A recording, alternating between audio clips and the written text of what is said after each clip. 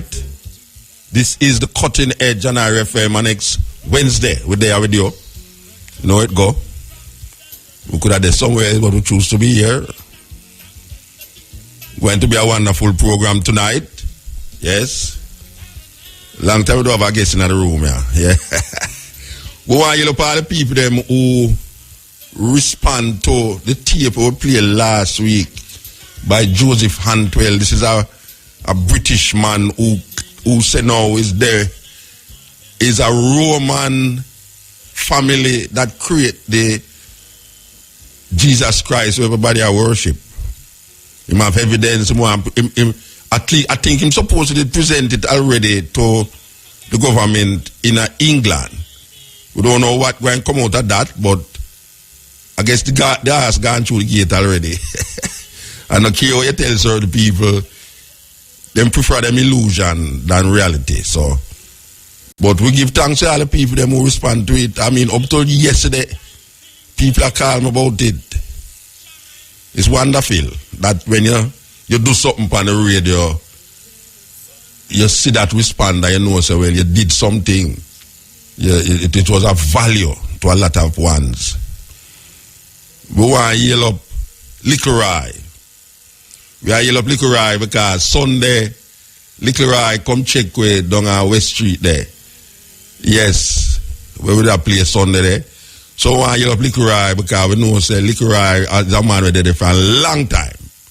You understand? Tribal war and prophecy and all them tune they will get re-recorded. I wonder if you know say him do the original one them. So we want to yell up Liquorai who passed through Forever Young Sunday gone. We want to yell up Lascelles Perkins who we find say he has become a regular down the West Street there too. We want to yell up Lascelles Perkins, one of them. You know, if it was not a West Street, I would know Lascelles Perkins personally. Well, him come down there quite a few while, you know, and him present me with a CD with most of them sang them when record over the years. Whole heap of young people don't know them artists there, but Lascelles Perkins is one of the backbone of Jamaican music. So, why you love Lascelles Perkins to pass through? Why you love Bob Andy? You know, I'm a brethren. Why you him up? You know, Bob Andy no miss none of the program them, whether it's Cutting Edge or Stepping Razor. Bob Andy is a man who pass through to West Street, Forever Young. I will give thanks to that. All right. So, here we are saying now. We have a guest in the house you know, but we want to go through this thing here because we see some things are developed in our earth here where it's like it's a pathway. You understand? Like today now, the new mayor of New York. I wonder what people say the new mayor of New York. The new mayor of New York, listen to this now. The new mayor of New York, you know, is a white man with a black lesbian wife and a little girl and a little boy will look like years ago Michael Jackson with a big afro. I mean, wow, you want any more thing like that? I mean, welcome to the freak show. But you know, I mean, I call it a freak show still, but his wife is a black woman who openly gay, lesbian. And the youth, when have there as a black youth, him look like Michael Jackson when Michael Jackson they just come out. I wanna Tito or Jeremy, you know the way that feel like, yeah, you know. Anyway, him is now the mayor of New York. The people them love him, you know, them love the idea. Yeah, white man with a black woman who is a lesbian, and him son, a black son who look like Michael Jackson reincarnated, and a little girl will look like she ready for dance down the place. Welcome to New York, welcome to America. This is the Cutting Edge and RFM. We're there with you.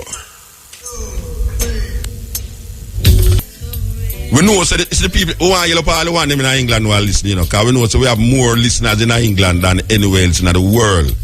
Believe you me know. Me not ask somebody that. Trust me, Birmingham, I mean, London, Central and otherwise. Leicester, Gloucester, I mean, Liverpool.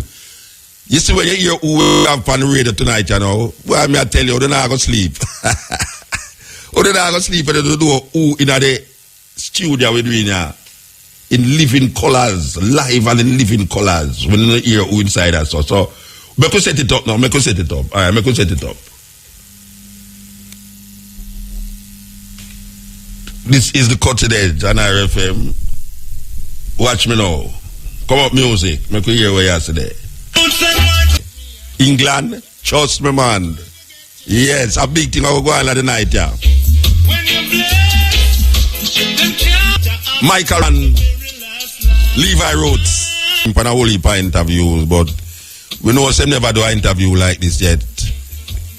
This is an interview you don't have no hold back, no drawback, no set way if you say, no set way if you do.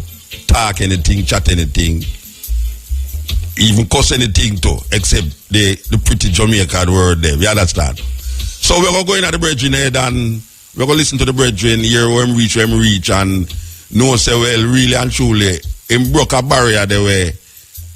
It's unbelievable. It's like today when me hear say Lady Gaga go perform in a space. You hear it? You hear that, brethren? Say Lady Gaga go perform in a space.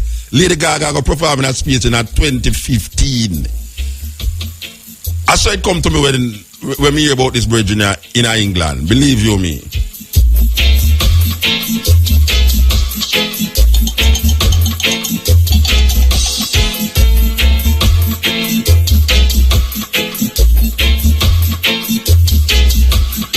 So as I say, I want to set up this interview here properly, you know, and we're not going to say nothing yet. We're going to give an introduction to where we really are going to deal with on this program, you know. So we want you to listen to this. Listen to this. There is a program in America named the Shark Tank. I don't know much people watch them tongue there in Jamaica, you know, but me as a man, me watch everything from my TV. Me have 100 different channels. Me have to know where I go on for every one of the channel them. Well, the Shark Tank is a favorite program of mine. Yes. And there is a similar one in England named The Dragon. It's the same format, but this is the one where we are dealing with The Dragon. So I want you to listen to this before we make you know. Well, you're going to know who we are talking about when we play this. So listen to this. Where are they now? Reggae musician Levi Roots arrived in the den with a product he had been cooking up in the kitchen and selling locally for 15 years, a spicy jerk barbecue sauce. He wanted £50,000 from the Dragons to turn that old family recipe into a nationwide bestseller. But would his pitch win over the hard-nosed investors?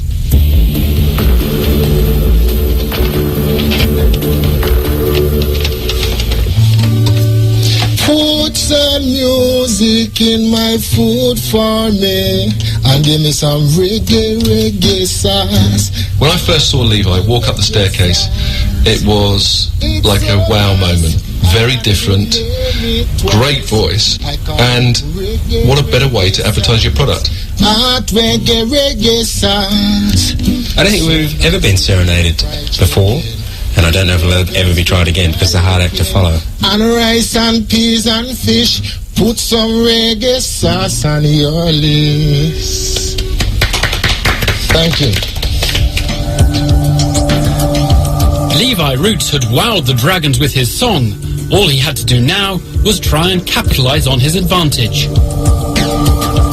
My name is Levi Roots. I'm looking for 50,000. for 20% in my reggae sauce. Reggae sauce is a hot to mild jerk barbecue sauce. For 15 years we've been marketing the sauce at the Notting Hill Carnival, and I think as marketing goes, I think 15 years is enough time for us to launch it. I've got a very nice order from a meat company in Yorkshire for, wait for it, 2.5 million litres of reggae sauce as their first order. I've had a nice letter from them which I have with me. Any questions, please? Levi's bold promise of a huge order for his sauce had certainly grabbed the multimillionaire investor's attention. However, one dragon thought there was more than one aspect of the pitch that simply sounded too good to be true. Levi Roots, what a great name. Is it your real name? When Theo asked me my real name, I could have continued and said my real name is Levi Roots, which is what he expected me to say. But, everything about me for that day was just being honest with myself, being true to myself. And my real name is Keith. I was really shocked when Levi Roots wasn't his real name. When he turned around and said, I'm actually Keith. You've just lost so much credibility. You should have lied to him and said, yeah. But not if my mother calls me Keith, she calls me Levi. I've been knowing that ever since then. Oh dear, right. With the confusion over Levi's name sorted out, it was down to business. Deborah Meaden wanted to know what plans Levi had for the £50,000 investment he was seeking. Have you spoken to anybody about what it takes to produce the kind of volumes that are going to be needed to fulfill these? And what do you need to do? What I need to do is to rent a place. I mean, I won't buy or anything like that. I will just rent a premises. And I think the equipment will cost me about $25,000 for all equipment. I don't think that he had an understanding practically how to run the business. I don't think he had any idea what he needed to do to produce the numbers that he needed to produce to make it a viable business. Deborah Meaden may have been dubious about Levi's grasp of high-volume supply issues, but Richard Farley had even more basic concerns about his business acumen. Levi, can I just want to... It's something I don't understand. You've got an order for 2,500 kilos. Is that the one you're saying is 2.5 million litres? Yeah. Because I don't think that's right. Not 2,500. 250,000, isn't it? 2,500 kilos. Levi did come unstuck with his numbers, and because I remember sitting there and thinking about how much he wanted to produce and thinking that was like that was like a pint for every person in England or something, if that was a true volume.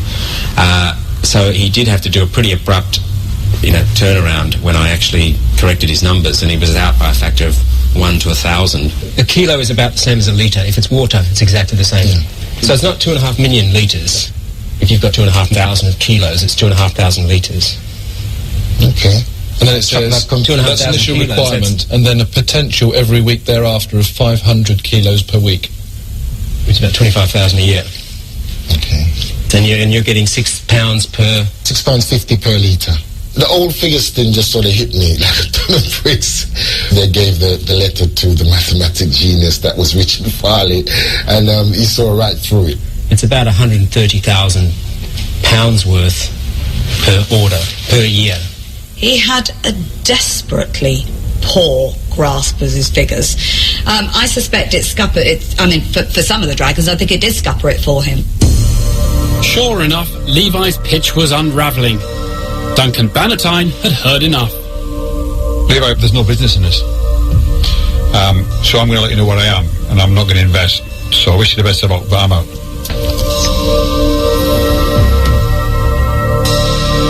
Theo Paphitis and Deborah Meaden had also reached their decisions. I think you've got a great business, but it's for you, and you will do well out of it. It's not going to be on a big enough scale for me. So thanks for bringing it here, but I'm out. Okay. Levi, let me come in here.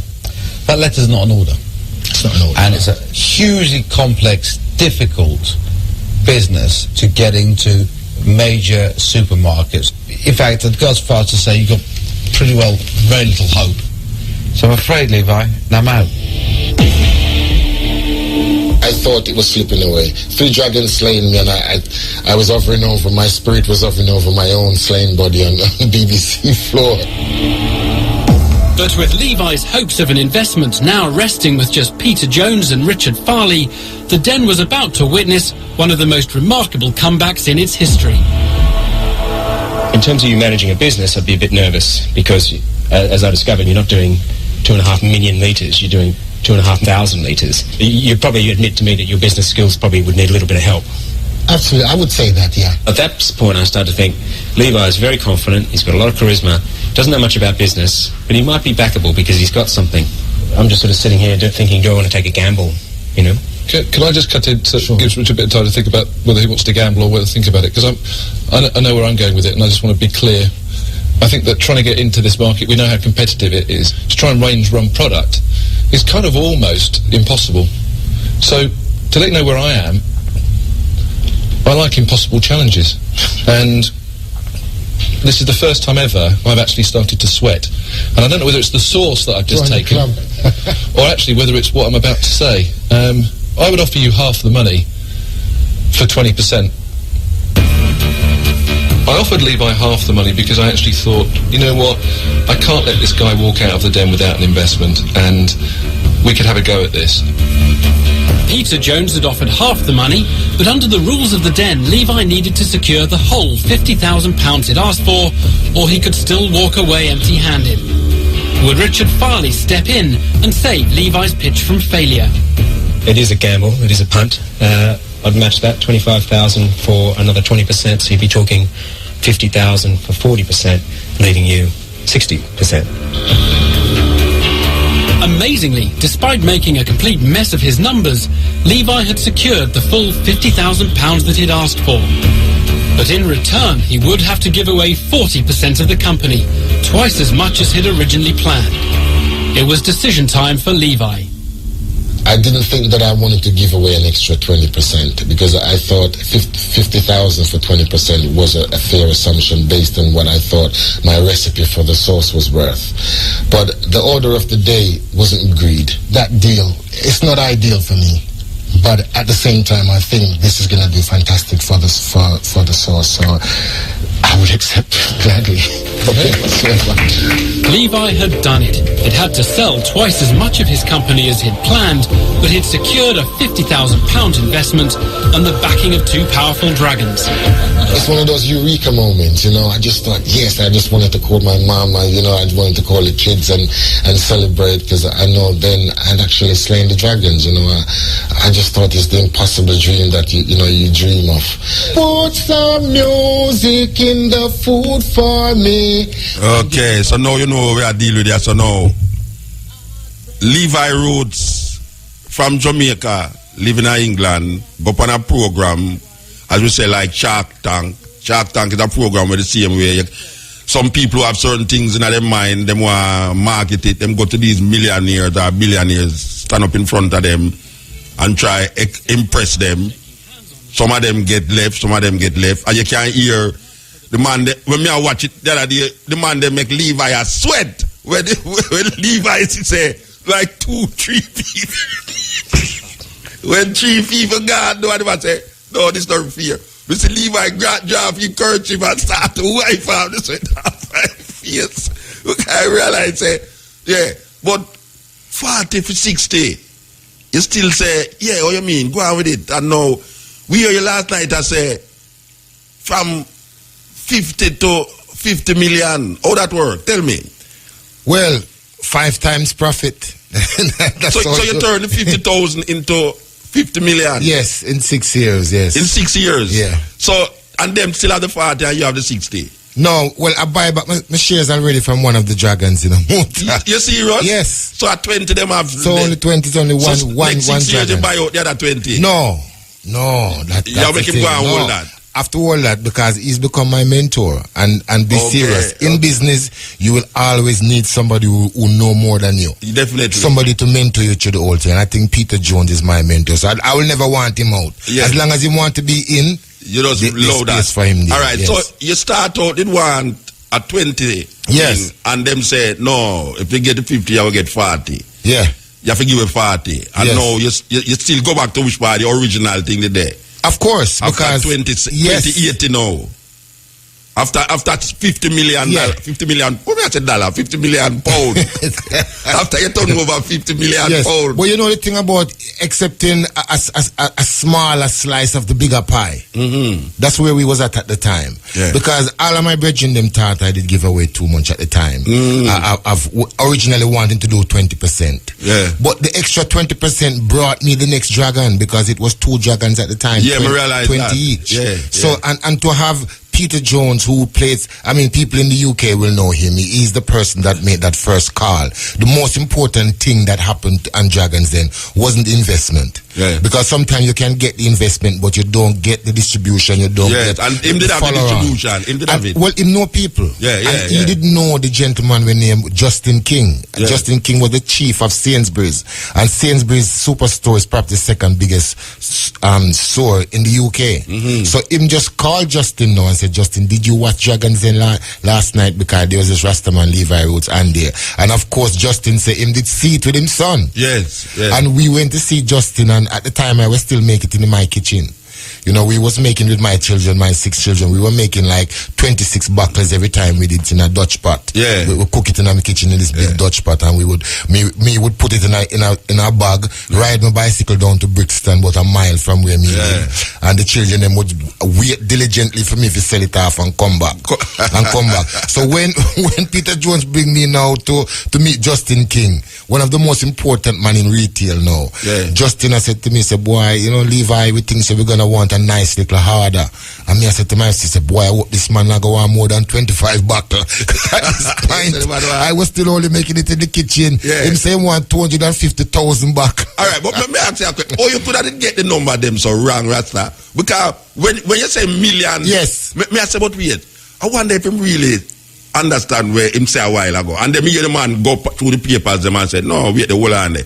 I know millions you talk about, just you know, 1,000. And he started doing mathematics. I mean, he started sweat again. Yes. You know, and then you say, oh, yeah. Oh, you get it so wrong. Who check well, it wasn't really wrong, you know. Eh? It wasn't wrong. The millions lead No, it wasn't wrong. It was just a choice of me to just say something to back it up, because my plan was based on... Take the paper from you. Him look on it, yes. If him go Twitter and say, but wait, what is you that tell me about millions and not millions? That thousands. Yeah, but to me, it was just some numbers and some paper. Are the zeros yes. trick you? No, it never tricked me. I just write some numbers and some papers. Forgot in the room. Yes, no, in the room before I go up. Because I realized I go to the no. I go to this den, you know, where I didn't even know, I never hear of the Dragons Den before. Yeah. I never hear of these people, not like that. But when somebody tell a Rastaman to some dragon over this of you have to slay the dragon. Yes, you have to slay the dragon. And I course. know that the only thing I can really rely upon is myself. Yeah. Who I am as a Rastaman, as a Jamaican. And when me at the fifth, which is music. Yeah. So I write this song about the sauce, and I feel so confident that this is the song, this is how I want to present myself. Yes. You know, I want to present the sauce underneath this song. And I feel confident, and I feel that once I sing this song, the rest is history. Yes. And as you hear the Dragons, I think the numbers and everything didn't even really matter. Yeah. Because the 2 Dragons was already taken by the fact that them can't let this man go out without the investment. And him taste the sauce, and I say, him a wonder if it's the sauce make him hot. Or his wife, I can't understand how it gets so hot. You know, so. Yeah, because you see, these people are marketing people. Yeah. You know, and instantly Peter Jones will know that a Rastaman coming on this show with a guitar around him waist. Yeah. It's either he make a mistake and should I then at the studio next door. You know, X Factor. If you try to find the voice. Yeah, try to find the voice. It's either that if I want to be make a mistake and come in at the wrong room, or is a genius man this a come through, or the third option is either Bob Marley reincarnate. No, me I tell you, Rasta no easy, no Rasta, believe you. No, we can't hear what out. That's why me I tell you, there's something more Rasta where it makes I'm telling you, it's like you starting to sing the song before you even come in front of them.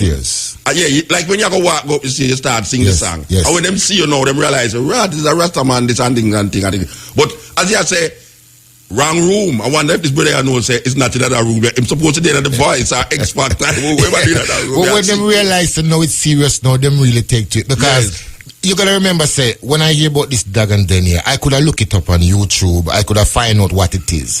But you and I know about this thing about eyes wide shut and clear and present danger. If you don't know the danger, you won't react to it. And even though my children were saying to me, Daddy, you can look up this thing here, you don't know Dragons and you don't watch TV, you don't anything. And I was saying to myself, if I look up this thing here, I probably would be scared before I even get there. Yeah, man, don't put that fear in you. So I pretend that these guys wasn't 5 multimillionaire white guys. I saw them as 5,000 people. As normally I would have performed. And I have my guitar normally like I would be at the side of a stage. Somebody say Levi Roots, come on. And I would normally go up and start singing and play. So in this position now, I was just doing the same thing. These people were up there to be entertained. I had my guitar, and I had the sauce, which is not normally on stage, yes, but it was the same scenario of going to entertain the dragons them. Well, brethren, this come like a fairy tale story get real, but we want to start from the beginning. Yes. So, you know, so you're there for the whole night. All right. And it's a serious thing. And the longest interview you're going to ever do. And trust me, it's when you do that interview, the whole of England sauce them sell out. All right, sir. This is the tune where create the vibes with the man them when the brethren, even before him reach in front of them, him start sing the song.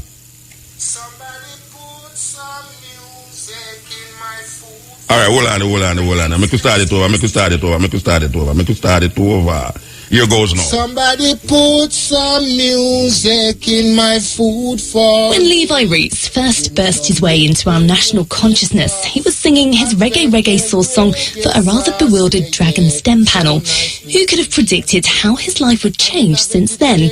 Not only does he sell 2.8 million bottles every year in the UK alone, he is now a model, a clay model that is. Just put some reggae sauce on your lips. Levi has teamed up with Aardman, the multi-award-winning animation studio, to produce a cinema and TV commercial for reggae sauce. When I first saw the model, my first reaction was like looking at him, making sure that the bling was right.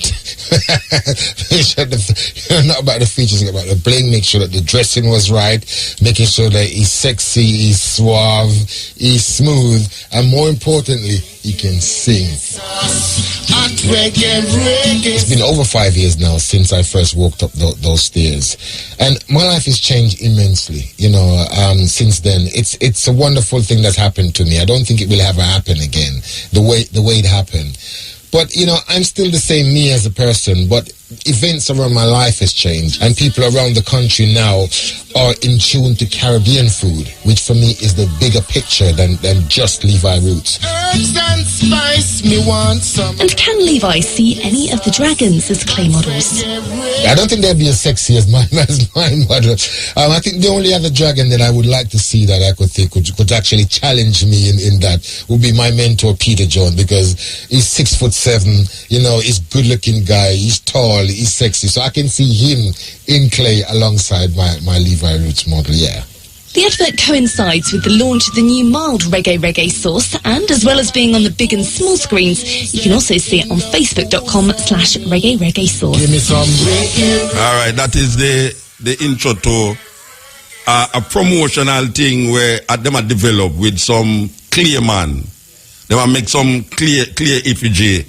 Are you? Yes. I do the tune. Yeah, well, it was the Aardman company, and the Aardman company won about 4 Oscars. Yeah, in the Hall of Fame, the Aardman. Yes, it's them do Wallace and Gromit and the Pirates and all these movies. Oh, yes. Easy. And them only ever do 5 human being in plasticine, the award-winning, Oscar-winning company. And you is one of them. And he's one of the 5 that them ever do here. £2 million advert that advertised our last campaign. All right, so wait there. It's hard to start from the beginning when you really reach us. Okay? It's so exciting. It's so exciting for hear. You know, cause me know where you come from, you know. Maybe you don't even know somebody know you from a lagai or you see, but me know where you come from, and me I say, but wait, I the same brethren you used to sing, and you know, there's a sister where I think she used a book show for you. She booked too. Yeah. She booked some show. I don't know. Oh, Nikki. Culture man. Yeah, Nikki. Book 2 poetry reading for me in England, and then she show me say she done manage you all the time, and Josh Shaka, yes, and Johnny Clark, yeah, so when we go up there now, and me have some of your music, then I say, what? Are you there? You know the way there. But if you go here today, you know, turn over £1 million a year or more. We don't even know how much. £1 million, more like 10. £10 million a year for this little sauce where just have some time and Skelly and yes. It's amazing, you understand? It's like a fairy tale come turn out real. Well, you know, Muta, I always take myself back to the original, like you said, start from the beginning. And when I think of, right now I'm in Jamaica at the moment, and last week I actually on the land where I was born, and remembering my grandmother, and my grandmother Miriam Small, I put her up for the person who has inspired me to be where I am right now. Yes. Because she was in charge of the children when my parents left, go to the UK. I didn't even know my mother and father. Because them leave me, I was the youngest of the lot. Of 6, so therefore I didn't even know them. I didn't really know what my father looked like. The only person that I knew as mother and father was my grandmother. All right, so so we want to start at the beginning and come forward now and make you tell you the journey where you take for reach where you reach us now. This is the cutting edge, and I refer. I want to big up all the people in England. Believe you me. Yeah, man, I stammer again. I'm here to show you, so you see when a man set him things straight from first, a peer ratings him all get. Because the other day, me hear my girl on her phone and tell her friend, say she not afraid to wear her expensive heels and her easy fit style babachment clothes when me and her go out. Because one thing she know, she not have to push that no kick her cause a tropical battery my car use. Me pop up on me ear, she say, as the look on stomach car key, the car start. Me head raise when my girl tell her friend, say she rate me like how me rate tropical battery. Tropical battery. Yeah, this is the cutting edge, and I refer. We have Levi Roots on the program here, so now the man when responsible for the reggae sauce. I take England by storm. By the time this program had done it, gone in Europe, Africa, and all over the place. All right, now. Which part of the man come from in Jamaica? I was born in a place called Alsal. And Alsal is a small place in Clarendon. But I grew up in a place called Content, which is just outside of Maypen, between Maypen and Yorktown. It's just a small village called Owls Content. Not a lot of people really leave Content and go and do fantastic things. But you know, all the people who left go England come from Clarendon. Yes, man. Clarendon is a big travelers. Yeah, most of them. And even America too, when you go, we're massive travelers. Clarendon, yeah. But to step outside and do really fantastic things from Content, I'm talking. There's been myself, and there's also been Birchall Whiteman. And Birchall Whiteman was the former Minister of Education, High Commissioner to the UK. I think which both of us used to live next door to each other. When I was a boy, him said that he used to see me as a little boy growing up as an elder. So the two of us come from the same place. And my grandmother now, her name was Miriam Small.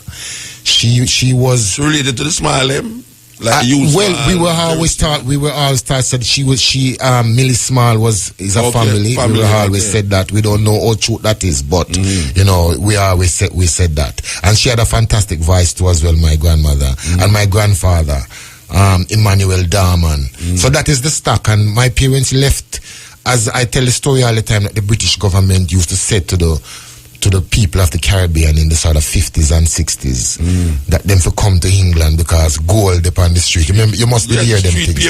Yes, street pay for gold. They must come and just go pick it up and find the gold. Them realize they are dog shit. The actual. They respect you, but they have to tell it as how it is and we'll refrain from that. But them realize that it was darkness was the goal. And it was them had to pick it up.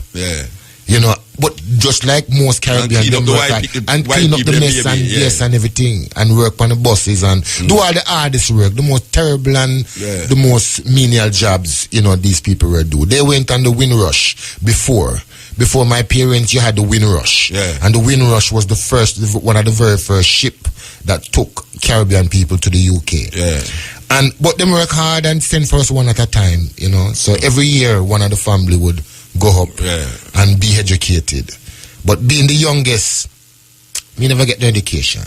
As a matter of fact, people in Content thought I would never turn out to be anything because most of my brothers and sisters then went up before me. And as the youngest at the time when my parents left, I was probably about 5 or 6, you know. No shoes, tear up body trousers, just a run about the place in a Content. And I cause pure havoc and trouble. But my grandmother took me underneath her wings as the youngest. And for some reason... So that your mother them Ghana, England? Ghana, England, mother and father. And every year waving goodbye to one of my brothers and sisters. But not really realizing what was happening.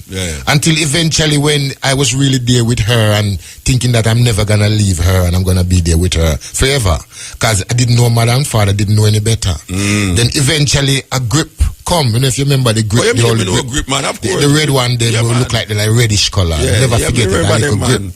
and inside of the grip was, and if people don't know what grip is, it's like a suitcase. Yeah. Like one of them old-time suitcase, just to explain it to the listener. Yeah. And my grip come, because every year a grip come for one of my brother them. I may never see them again. No, a barrel a come now. No, it's barrel a come. But a pair of shoes was in the grip, which I had never worn before. Yeah. And my granny explained to me it was time for me to fly upon the Iron Bird, as we used to call it then time, and go to England. So how old you was that time there? I was about 11 and a piece, just past 11. And passport I had to get on all these things and realize I couldn't even spell my own name. At 11 my name only had 5 letters. Yeah, Keith.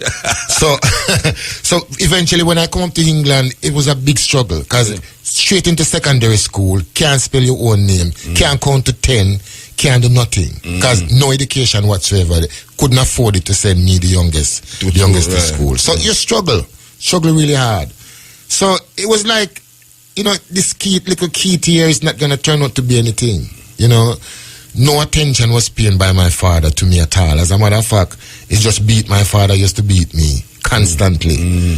But again, your mother and father live together in England? Yes, just like the perfect family, as I say, 2.4 children, you know, the perfect scenario with them reach out. We have a house and everything was fantastic. We moved straight into Brixton, into the Caribbean community into Brixton, where it was a good thing it was there, because when I come over, I miss my granny so much and content that, you know, when I lock up in the house, I miss. But when I went to Brixton Market for the first time, my sister carried me there, and I see the food layout and I see the mango. Jamaican, I hear some people attack and you hear the language and cross the front line there. Yes, in the front line, right? Yes, a real time road. Yes, in the market. You feel like I felt a little bit like I was back home then when the time I was in the market. But still, because of the education wise, I struggled at school big time. Because in one hand trying to play the bad boy, being the smartest kid, climb a tree faster than anybody else, can walk my buckle without a buckle walk. All the cool things that a country boy could do, I excel with that. But when it comes to the education thing now, couldn't reach that.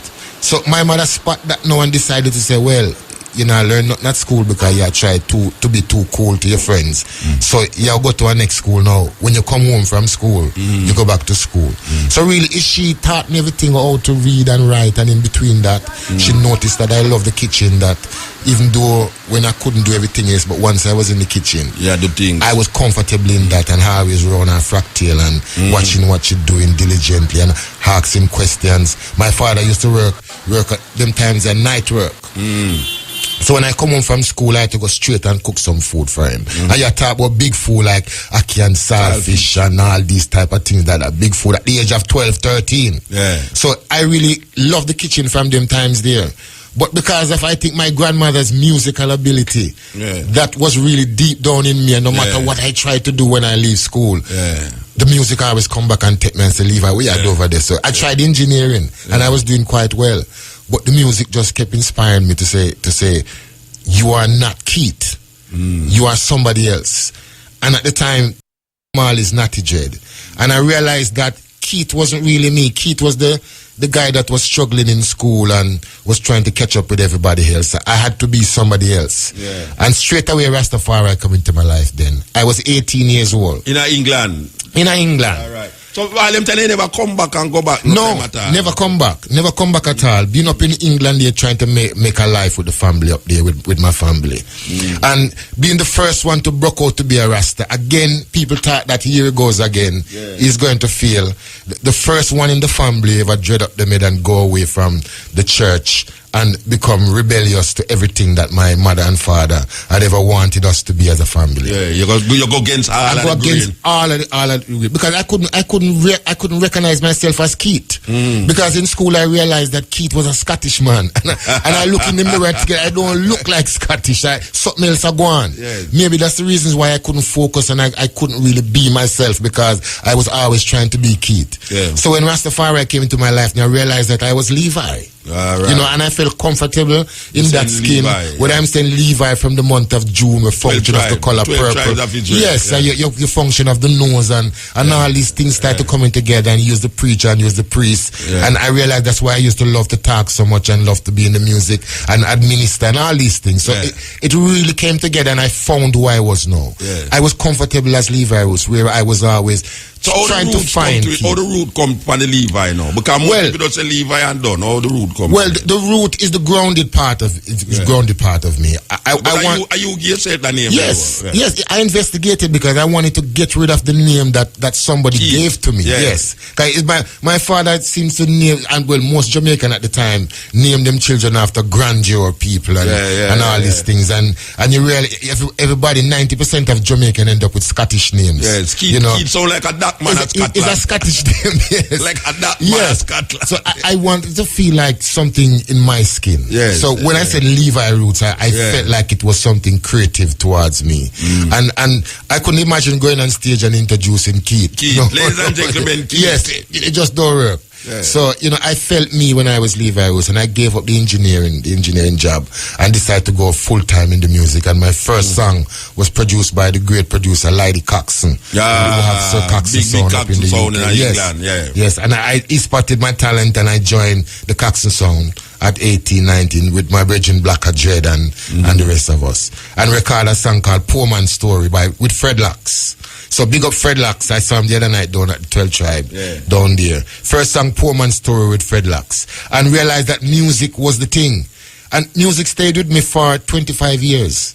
And not realizing that you're not really making anything of your life. Yeah. And a lot of us in the music business has done that. Because the love of music is so captivating. It swallow you up and it eat you up and everything. And even when you know you're not making no money, you still say, boy, but me I enjoy it, And your children and everybody want things, but you're still involved in it. And you're so in this comfort zone. Like making it selfish. Yes, and I tell you that. And I teach kids nowadays, and I tell them, be careful at that comfort zone. Yeah. Because you get so comfortable with it, you don't even realize. It shot me for 25 years. And not realizing that it was not meant to me. Because there's only one and two artists like Bob Marley and them, man, they ever really make it out make millions out of reggae music. So I didn't have many role models to go to more than this one man, and we all cling to him.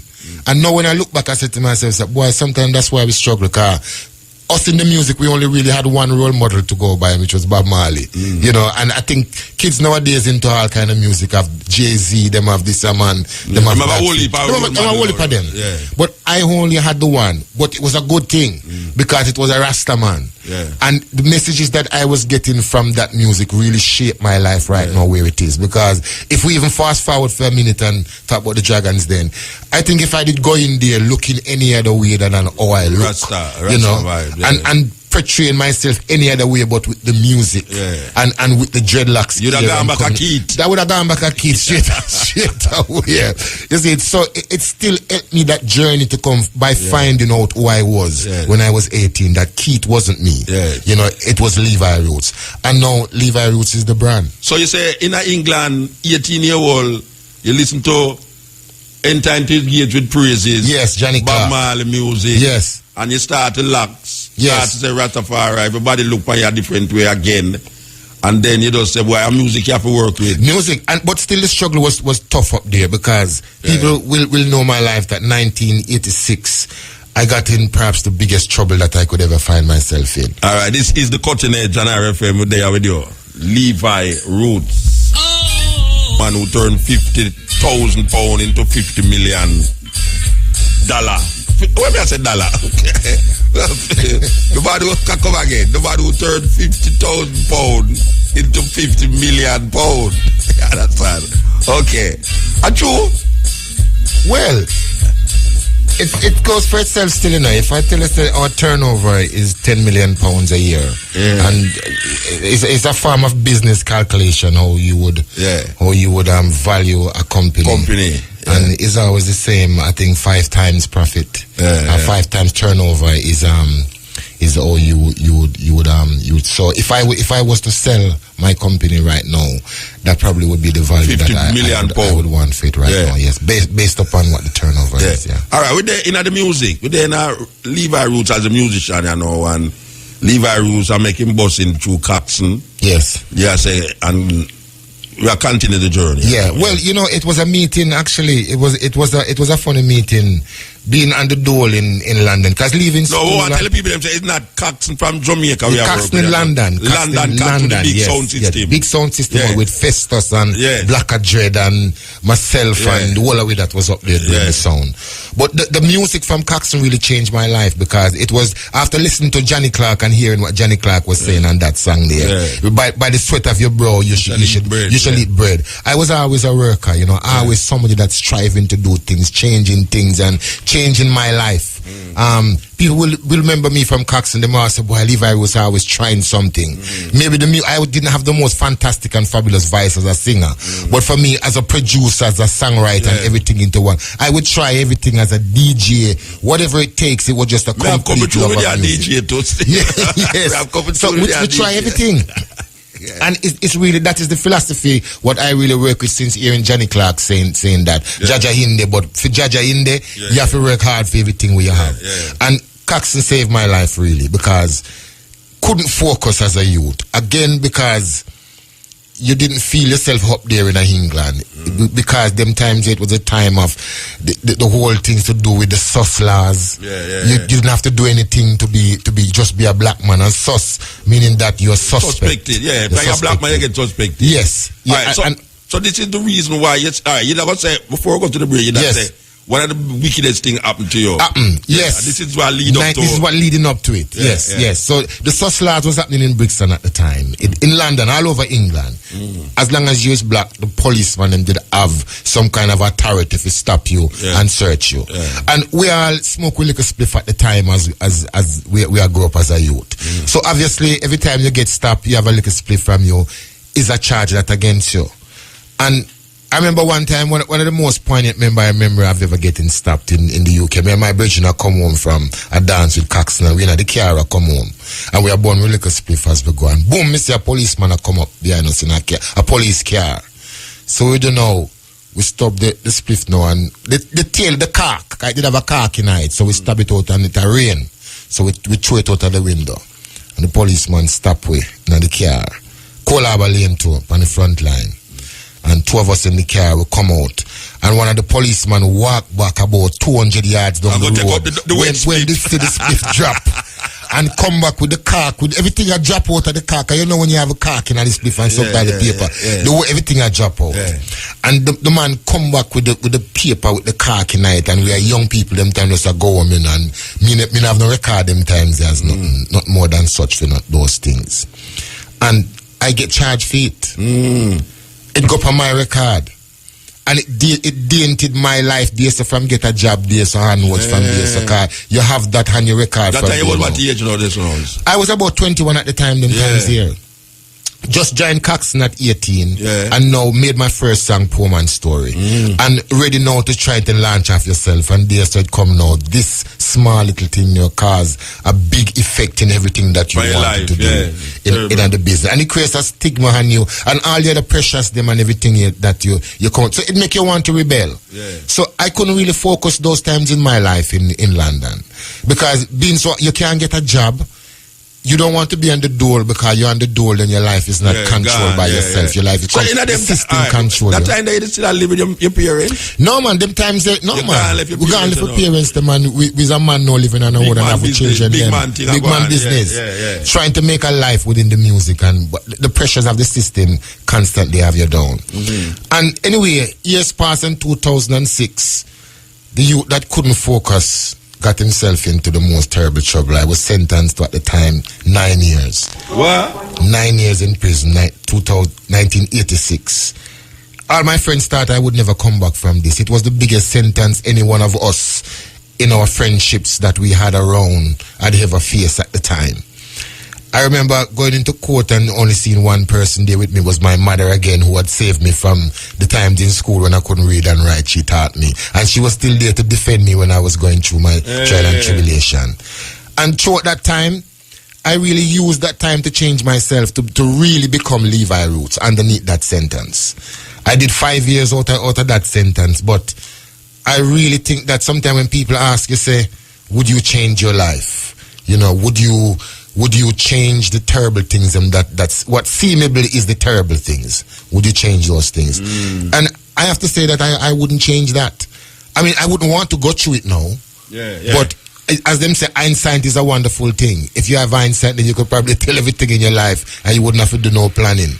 But I think all the process and everything and through that sentence really taught me. That sentence was the making of Levi Roots, who I am today. I really believe that you have to go through a metamorphosis when you're talking about change. Where it happens, most people don't even know when that time comes. A lot of us will change and our change will come upon you and you don't even see it. For me, it was being away and having been away from everything that I loved. It forced me to really make that change and say, I'm not going to come back out the same person who I'd gone back in. You know, you're coming out now a different person. If you read up who Levi is in the Bible. So you spend the whole time? The whole time in, yes. 5 years out of the 9 I spent. Oh, that means if you spend, you spend 5 years. 5 years, yes. So you come out when you're about 26. No, man. I went in at 26, 1986. I went in at that time and I come out to my 30s. Yes. And them times I had my children and everything already, 7 children. What? So being away from them really forced me to make that change. And forced me that when the change is made and I come out the road, that would have been the end of the Keith life. Or anything that Keith had influenced before. Because I got the time to make that. I met a fantastic gentleman, Alvin Day, who spoke at my thing. Him have a book. Yes, what a wonderful man. Him have a book book name If Caterpillars Can Fly, so can I. And I really resonate with that because it's talking about metamorphosis of the change from being one to the other. And if you can recognize when the change come, you can always use that as a linchpin. So I never mull over my times in prison. As a matter of fact, I rejoice it. Because whenever time I try to think of, how is that change a combo to make myself feel comfortable in my skin, those are the times that I remember, the hardships. And the chiseling what go on to chisel you out into the person that you are now. Many people won't understand that, but I think, it's like somebody waiting at the bus stop and thinks that it will never be a ride. But if you wait for it long enough, it will come. You don't know when. I didn't know when my change would come, but it was forced on me by that sentence. And coming out of it and started my first business in 1991. I started a shop in Brixton, a clothes shop. We got into the retail business. And that's when I met Nikki, of course. You mentioned Nikki Culture. Nikki, And she took my career underneath her wings at the time and decided to promote me as Levi Roots, the Roots and Culture artist. And the music took off. I was nominated for a Mobo Awards for my 1998 album, Free Your Mind. And realized that the music is still where I want it to be. But it wasn't making me any money. The realization comes in 2005.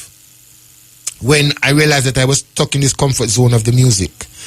But having 7 children and them wanted things force you to make some kind of change. The music have a way to inflate people's ego, It does. Make you feel like, say, you're the part top. When you don't really know where. You don't really know. You're stuck in that zone. And to admit that I was stuck in that zone, I had to come, was one of the hardest things to do. To say that your passion or what you thought is your only passion is not working, boy, is a realization that it is a hard soup to swallow. And especially when it comes to music. But for me, it wasn't really to put that aside. What I did was to merge my other passion together with it, was the food thing. In 2005, when I ended up working in a plumber's yard, after, I was just, the couple of years before, I was touring with James Brown and with Michael Rose and all these people on the music. And 2005, I ended up working in a plumber's yard. And one day, I was in the back of the room and, just doing some menial jobs. And the vibe just come over me to say, boy, Levi, what happened to you? A few years ago, everybody had talked about you. You're Levi Roots, the Roots and Culture artist. You had tour with James Brown. You know Bob Marley. You know all these people. You tour with everybody. Through Caxton Sound, you managed to meet every artist that you could ever be inspired by. And look on you now, you're in a plumber's yard. I work with something that is uninspiring to you. And I did one of these things like a movie thing. One day I just get up, take off my overall and walk into the office and said to the manager that I never throw it down, but it's one of them style when they flip right. So we're done with that. And take off my coat and just hand it to him and thank him for everything and just tell him straight, I'm going to do my sauce. I'm going to merge music and food together. And I left and I went straight home and talked to my children then. And I said to them, look, we've been doing this for for 20 odd years also. Because the Notting Hill Carnival was something that we always did. Yeah. And with the sauce them. With the sauce them every year. But it was only just a once a year thing. Yeah. We never did it no other time.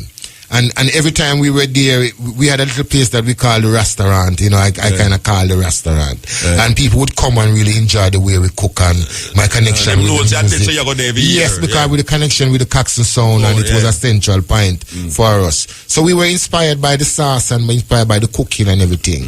And I said to my boss, I'm going to do the cooking. I talked to my kids about it and then say, yeah, Dad, we will support you with it. And now it was a different ball game. Because here I was moving from something which I really saw as a hustling and going into the proper business now. The business plan had to change now. The whole psyche, the whole thing changed now. You know, you're into marketing now, marketing yourself. The first thing I met was my first mentor. I met a lady called Nadia, and she was the first person that says, Levi, don't sell the sauce. She said, sell you. She said, it's not in the buckle. I went to see her and show her my business plan, but I sang the sauce song to her first. And she put down the business plan, and she said she want to hear the song again. Yeah. She said, make that be your pitch. Yes, the song. The song. Yeah. And myself as a Rastaman, as a person. Yes. Don't give up that aspect. Don't give up that aspect. Put all that together. When you're selling the whatever product that you have, put you out in front. You know, let the people be buying it from you as you. And we realize now that the brand is not reggae sauce. The brand is Levi Roots. And when she taught me that, it was the moment that the whole magic started to happen. Because I realized that no, I have to go out away from where black people is. All right, stick the pin now. Who is this lady that you talk about? Her name is Nadia Jones. She's still about, man. She's my first mentor, and I love her to bits and everything. We still keep in contact. She's still there in England? She's still there in England. I met her. The government had started this scheme called the Greater London Enterprise, which was encouraging people who was on the dole to come off of the dole and to seek a mentor. And you will get a small money to help you start up your business. But the key thing is that you get a mentorship to go with it as well, to kind of help you to show you how to spend the money. And it was Nadia that I met. But instead of talking to her, where she come from? She come from Brixton. She had her office in Brixton at the time. I think she moved now to a place called in a Croydon. I don't know if you know down there. But she had her office right in the center of Brixton, in where I live at the time. And it probably was fate that I met her, because we just clicked together. You know, the minute she saw me and she saw the way I was dressed, and she see me with the music, and that come first, she knew that it was something different than what she had seen before. So she says, get yourself out of the local areas and go to where people don't know about Caribbean food. So I started to say, well, boy, I have to go everywhere there's a Shire in the name. Because you and me know, say, there's no black people that in Shropshire and all these kind of places, these funny names. So I used to go to all these exhibitions. Anywhere there was a food festival, anywhere there was people, there was food in aficionados, and people talk about chilies and spices. I would end up there. And it's part of the Indian and the white people there, because black people them know in that. So I would go there and I would still represent the black people them though, because I would go into some festival and it would be all quiet, you know, people would be like, you know, talking and drinking tea with them little finger up in the air. The Rastaman, and as soon as I come with the guitar, I plug it in and I start licking. But you know what? The minute I start that Mutabaruka, the opposite happened to what people were telling me. Don't call it reggae sauce. But you know, say, I can tell you something. You know, say, it's black people tell you, say, don't call it that. Well, you know, it's a funny thing, but I could see it, because perhaps putting myself in that position and being truthful now, if somebody come to, if a Rastaman that come up to me and say, boy, me go call it reggae sauce, and me go back. You would tell them the same thing. Probably would have tell them the same thing, because you're influenced by the things and what people say around you and your life and everything. You would have to be really thinking outside of the box to realize what I was saying. Because you said Dragons then, nobody never go on that with no guitar before. Levi Roots attack, but him go do. All these things. So, you know, I could really understand what they said. But what Nadia was saying to me, it wasn't about that. She was saying that it was about the whole concept of saying put music and food together. And I should do that and package that and sell it. So when I would plug in my guitar in these quiet places where, you know, these people will cock up them little finger and things like that, them love it. Them love it because them love the passion. Them want to borrow the passion. Them want to buy the passion. Them want to loan the passion because them don't have that. And when it's like, I always make this example of Usain Bolt and say the reason why people love him is because he may stand on the line and everybody else so focused and he might chat up the woman them and I go on with them thing and yet him still I go win because him have that passion and that surety and people want to see somebody else feeling confident because them not confident themselves. You know, so if they can see it in somebody else, they will support it. And I find that I got so much support when I step outside of my locality. Of course, That you got the praises and you got the big up in your local, but them never actually were buying it. When I step outside and I went where these people were buying it. And eventually I still wasn't making no money, so I went back to Nadia and I said to her that, boy, I not make no money, you know, Nadia. I'm going to these places and it's costing me more money to get involved in the festival than what I actually make. She said, go and do it same way because you are promoting yourself. One day something will happen. And I went to see her one day and she had another festival to give me and me look at it and it said the World Food Market. I said to her, Nadia, me not go up on this again. It will cost me £1,200 for go and me not have it and things. She said, go on and go do it. So I go on and I take out my guitar and I start to play. A lady come and she tapped me on the shoulder. She says, Levi Roots, we love the song. You look fantastic and everything. We're from a program called Dragon's Den. And through me in the song now and me like so nice with your fried chicken. I mean, I say, lady, excuse me, and I see the people in front of me and I try to do this thing here. She come again and she tap me. She says, Levi, I am from the program called Dragon's Den. Because she expect me if you say wow and all these things, but through me never see the program and everything. You're there for your little thing. Yes, so here comes my moment to change, my biggest moment, my angel come to change my life. And me I ignore it, me I tell her, I say, because I know this program called I'm a Celebrity Get Me Out of Here. I know that show that is a show where them invite people to go in at the jungle for eat all type of things and things. So I kind of think it was one of them show days she was talking about, and as a Rasta man, me know so me couldn't get involved in anything like that. So me really telling her, so I'm not interested. Because I name Dragon Den.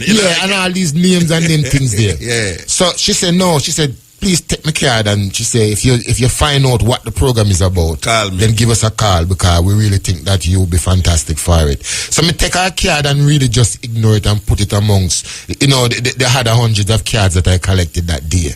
And when I go home now and I empty out these cards, one of my daughter, she see the BBC card. And she did see.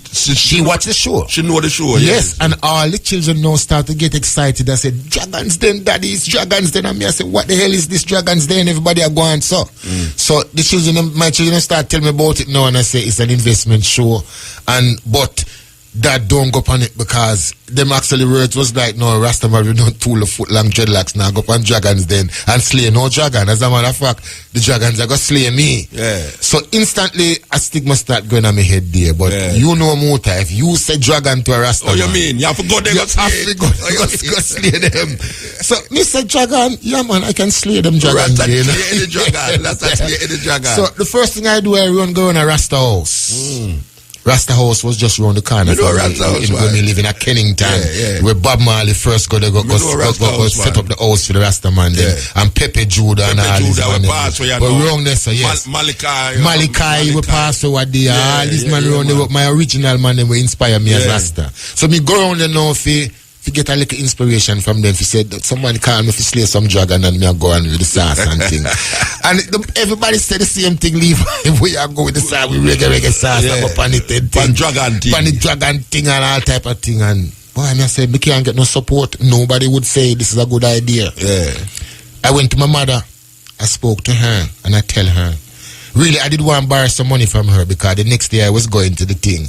But when I got through the door now, my mother being a great Christian as always, she always put the Bible spin on everything. She just tell me, say straight, go pick up my Bible. Just that. She never wait for me to tell her what I go on. Me I try to tell her, Mommy is the most changing more of my life and everything, but me can't even afford the taxi fare for go the next day. She said, go pick up your Bible. And me go pick up the Bible and me open it, and she say, open Psalms 23.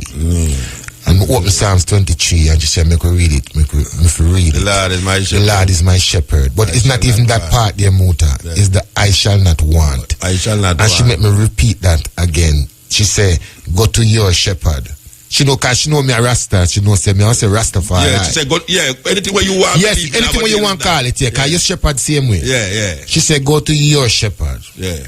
And you tell him say you don't want to be wanting no more. Yeah. And you will come back as a dragon slayer. Yes. When she said that, it's like some lyrics or some kind of power. Yes, I don't know where she get them words from. I mean, I use the term dragon slayer now. Of course. But it's she first said. Yeah. She said, go to your maker and tell him say you don't want to be wanting no more. You will come back as a dragon slayer. Them words there I didn't even remember if you asked her for the money. Yeah.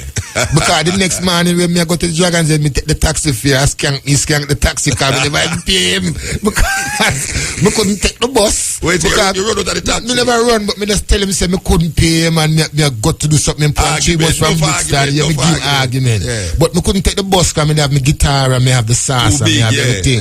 So me still call the taxi, and even though me have the song in my head, but me still remember when mommy says same way Psalm 23. Yeah. So even though going into the Dragons then and everything and all kind of thing happening. Where the taxi man? That taxi man, where you tell it? Where did they argue with the taxi man? Well, no, we still when we are go, me I tell the taxi man now what I'm going to do, and me have my guitar with me. Me not tell him say me not have no money yet still. Yeah. We are traveling. Me not tell him that. You gonna drive? You got police. Yes. But me I tell him say me I go slay the Dragons. The man him know the show. Yeah. So cause everybody watch the show. It's just me, you know. Yeah, you know so for some reason me never really watch it. You don't into your little team. Yes. Yeah. So when the taxi man gone on me going on the Dragons, and me see about 20 people are wait for go up to see the Dragon that day. Mm-hmm. When me look around the room, me are the only black man in the room. So me I say, but wait, I one day I come in like I'm near the special course. It's like a trap. Yes. It's a trap. They won't trap here though. I start to think that, and for the whole day, people start go up. And me, them I leave till last. The lady say, I must get ready. So I start to string up my guitar. Me go so bam, the guitar string break. What? Second time I string up with my spare string, guitar string break again. Me complain to the BBC and me tell them, say, look, I don't feel I want to go on the show because my guitar string break twice now. And it's like some vibes. Like a sign. Yeah. So I'm telling them I don't want to go on the show. And the one of the lady, she said, no, Levi, you know, you have to do something. She said, can't we do anything? Me say, apart from getting us some strings for me, really, because I can't sing the song without the strings and the guitar. Them say, then we go and buy some strings. It's like just to make the whole thing happen. I never seen it. Yeah. So them send a lady, she named Michelle actually. She's a great friend of mine now. She send Michelle go all the way to Kennington to get some strings for my guitar. And come back with it. By the time them come back now, there were 5 people left out of the 20 if we go up. So they must save me till last. And me start feeling I want if them dragon are hungry and me like no other. And I like the dessert for them after them done eat up everybody. The ice and the cake. So I string up the guitar when she come back with the string and again I try to tune it and the string bust. Again. So if you watch the Dragons and you really close up on my guitar, you will see say it's only 4 strings up on the guitar when me I sing. Never know the city though. You know, so I put on the guitar and I tell them say I'm not doing it at all. You know, I want to go home and everything like that. The lady come back and she said, no, Levi, please. Even if you just have the guitar as a symbol, go on like you're playing everything, but your time will soon come. And Mota, as there's a jar above, I was the second to last person to go up to see the Dragons on that day with 4 strings on the guitar. Totally demoralized. But focus with the music still, because singing was always my thing. And I know, say, a minute you see the stage, something take over. And it's something about musicians that even if you did that shy before or whatever, you talk to some people. For me to the stage, you just and my lady said, my lady said, boy, she can't understand how me not talk over there in the yard. And as me, they are parade that she you get the zone. You're just going in that zone. Yeah. So the minute I was standing at the stairs, because them have a staircase before you go up see the Dragon. I had the guitar, so I put myself in the zone of performing, knowing that I'm going to perform. And I went up the stairs and sing the song. But even though I was singing the song, it was still a prayer in my head. I was still like saying, the Lord is my shepherd, I shall not want. I will never want, because you're my shepherd. I kept repeating that in honor of my mother. Yeah. And even though when the first dragons slay me, can you remember say 3 dragons slay me? 3 of them, 3 dragons, including the woman. Yeah. And I really thought this was it. You know, everything had gone left me. But the song had already done the business. The reggae song. The reggae sauce song. And the approach of a Rastaman with the dreadlocks here coming up with a Caribbean sauce. This was something totally new and Dragons then. Someone singing, which for a marketing person singing about his sauce, this is what you call the USP. And what I know is that you never ever tell them about the sauce. It's just a song you sing. It's just a song. So it's a wonder if it's a song you tell the sauce, you tell a review, you tell because they are marketing people and they know, especially Peter Jones, they're always looking for the USP, unique selling point. And wherever you go as an investor, that's what you're looking for. Something that makes it different from the others. Nothing new underneath the sun, but you really have to put your spin onto it and make it special. And they're always looking for that little special thing onto it. All right. And the minute you say put music and food together, that was it. All right. You speak obviously with understanding from where you learn from these dragons, right? You find yourself, are you the same formulas now that you're in business with other things where people come to you with? Like somebody might come to you and say, "Why you want to me?" You look on it in the same eyesight. Because it's the same flow, you know. And life itself is like that. Life is about planning and following some route of. So life is not just about you just get up and just do anything. So it have a formula. It have a formula, and business is just the same. And like I said to you, one of the key things about my mentor Peter is that one of his greatest things that him teach me is that there is no such thing as mistake. And when him tell me that at one time, I did puzzle and think what he was saying, but he never tell me the second part of it until a few weeks after. He said, mistake is feedback. You know, whatever you make a mistake, you must learn from it and move on. Because if you don't make a mistake in it, you will never know the frailties of it. And in everything, there's a frailty. You know, in everything, there is a weak spot of it. So never be afraid that you have your own weak spot. And that's the key mantra of an entrepreneur. Because entrepreneurs will, if you count up the times an entrepreneur make a calculation and to do something, he may probably have more wrongs than he may get right. But the key thing is that when he does get it right, it covers everything. Wipe out all of that. All of the bad we're going. So there's nothing as mistake. And his advice like that when I get from somebody like him, who, you know, who's such a big fish within business. Because when you say Peter Jones in the UK, people know it's business you're talking about. This man here, he knows it all. And to have him as a mentor, you know, I think it's probably one of the key things in the kind of jigsaw for my business. All right. So you reach a stage now where the dragon, your guitar boss, now you have to go work with the 4th string. You stand up in front of them as a Rasta man. You don't know where they are come with. 3 of them lick you down. 2 of them left. Me see you take out your kerchief right away. Well, I didn't name it because remember said me never want to mention the name in the class. The key. Remember Levi Roots was like a cool name. And you leave out the key. And you leave out the key. I know the key. Come back. Come on to you. All the while I'm saying this, I said that don't ask me the name and them things there. But you know, but them go ask you. And them start to find it amusing too, because they might say, what wait, how that name they reach that so? You don't look like a kid. Well, it's all about because again, the dragon that asked that term, he asked that name, his remarks really was, it's not enough business in it. Yes, I remember that. It's not enough business. And the dragon next to him saying that something like, there's no business in the sauce. That was Duncan Bannister. You know, and nowadays, I see these dragons all the time because, you know, with Peter Jones and I being friends. You see them. We see them and we do charity things together. When them said to you, no. Lord have mercy. It's a very good that this is the cutting edge and I refer. We're talking to Levi Rhodes. May I tell you, it's a story too. It's a story. Believe you me, it's a serious story. Okay, so we're there, so right, that's all.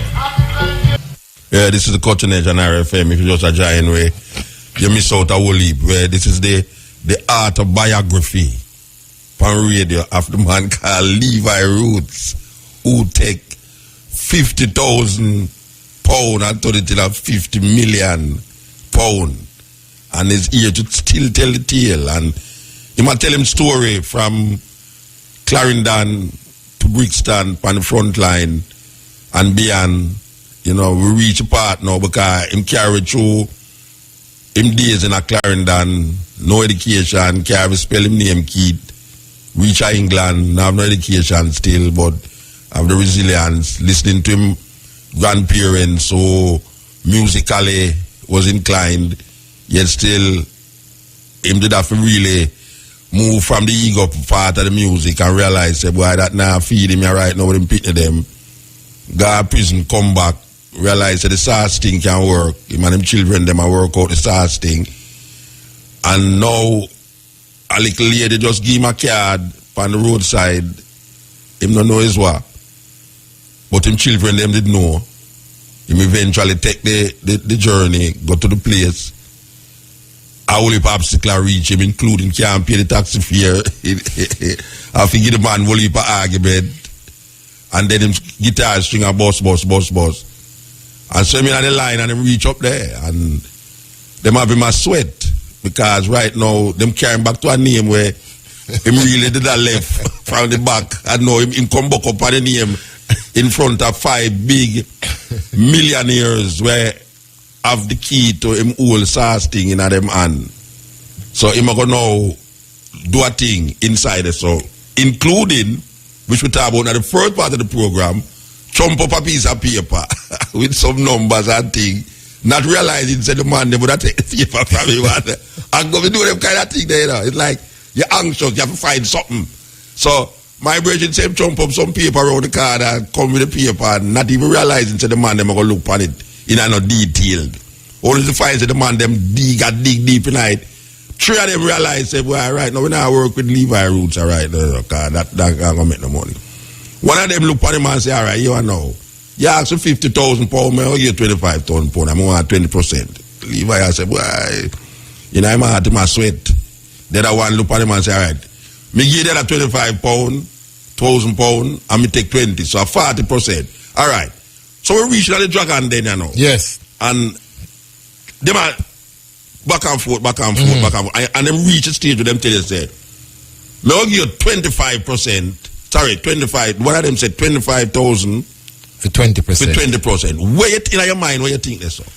Well, I didn't really understand the rules of dragons then them time. Because you got to remember that you have to get the full amount where you're going for. You see, because if I didn't really understand the whole thing, I probably would have tried to direct my pitch towards a particular dragon. For instance, people will know that Peter Jones, you know, he may do things like anything to do with advertising and telephone. Him is the telephone magnet.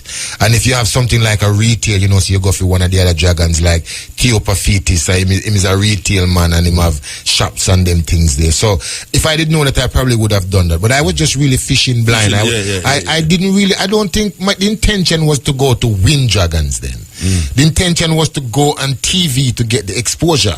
Okay. You see, for me, different people go up on dragons then for different things. You don't want exposure for the exposure because I know that there is 10 million people or so that watch this show religiously when they come on a Tuesday.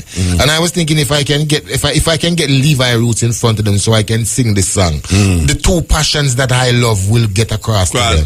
The music and the food aspect, I can put that across to 10 million people one time. All right. So for me, it really was just to get me on the TV. So when I draw, as you say, I didn't expect them to dig so deep within the figures thing. But if I didn't watch the TV show, I would have known that this is what really Shark Tank and Dragons then is about. But your ignorance of them looking upon the paper and them thing they know, you present to them something bigger than the paper, which is yourself now. Absolutely. And I think which is that the lady now down at the bottom they tell you, say, present yourself. Present yourself. And the key thing was, and it still is now for people when they go into business, is knowing when you buck up on an obstacle.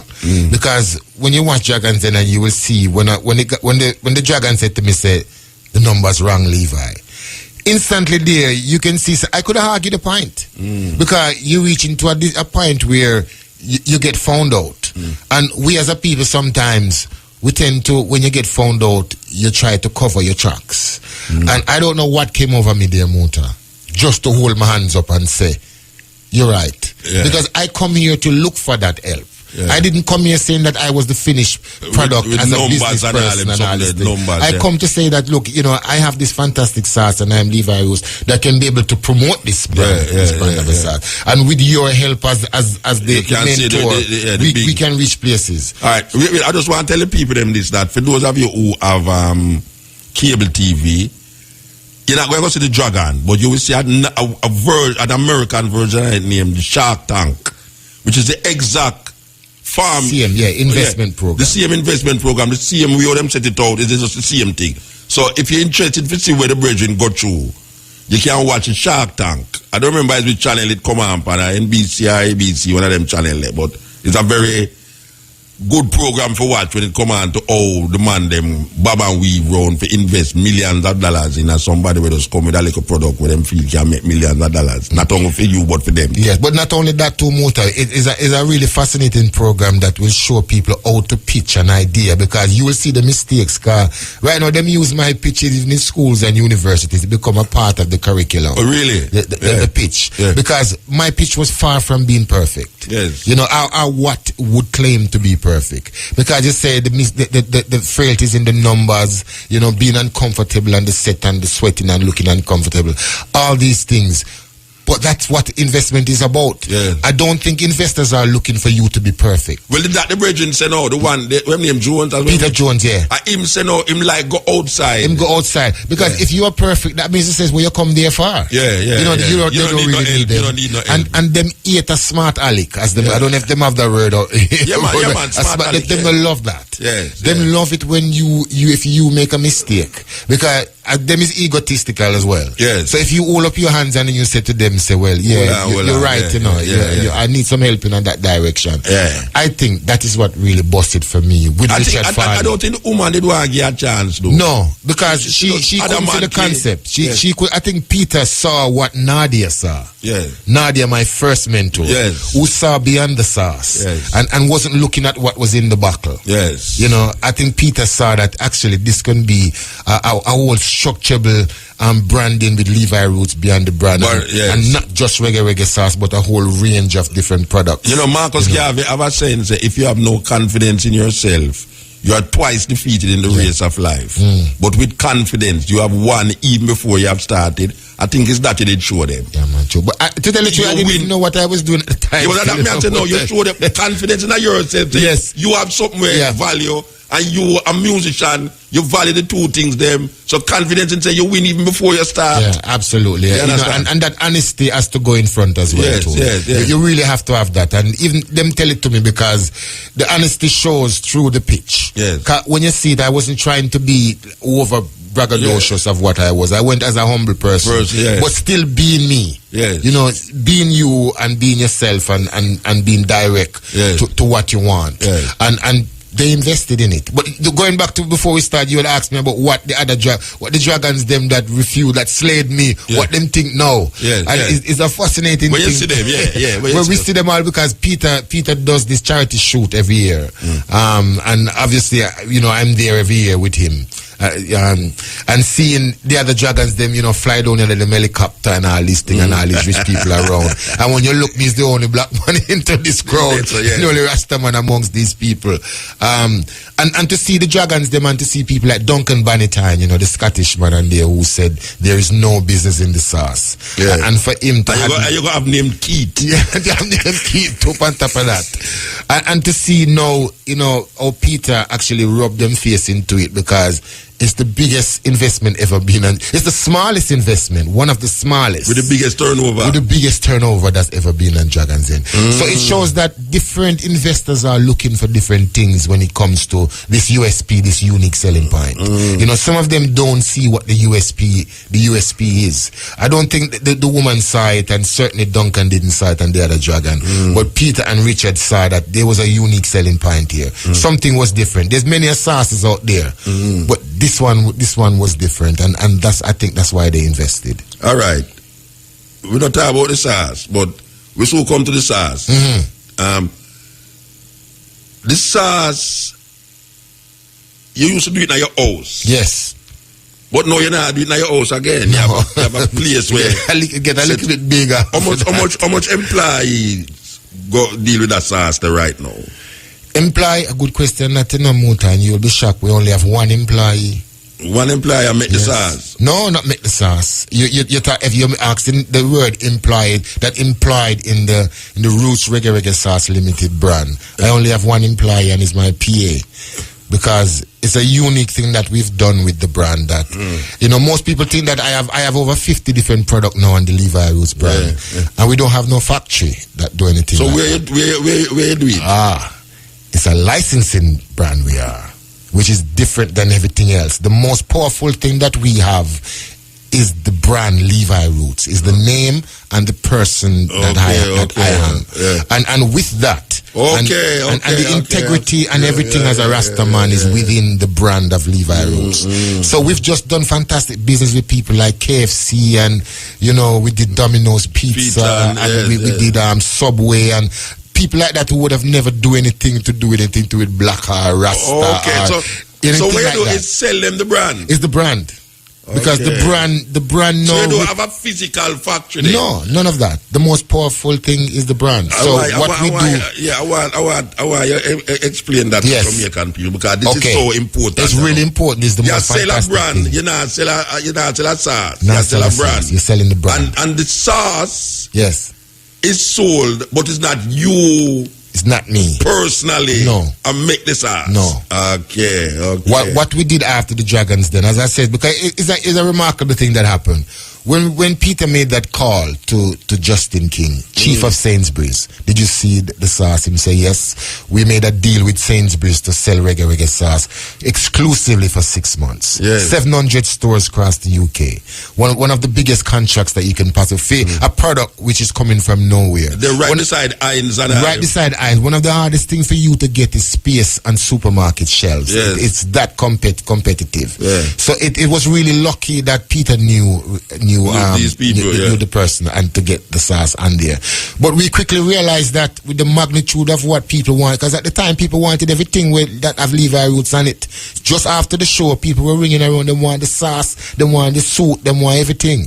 So we realized that we wouldn't be able to build a factory like what I said I wanted to do.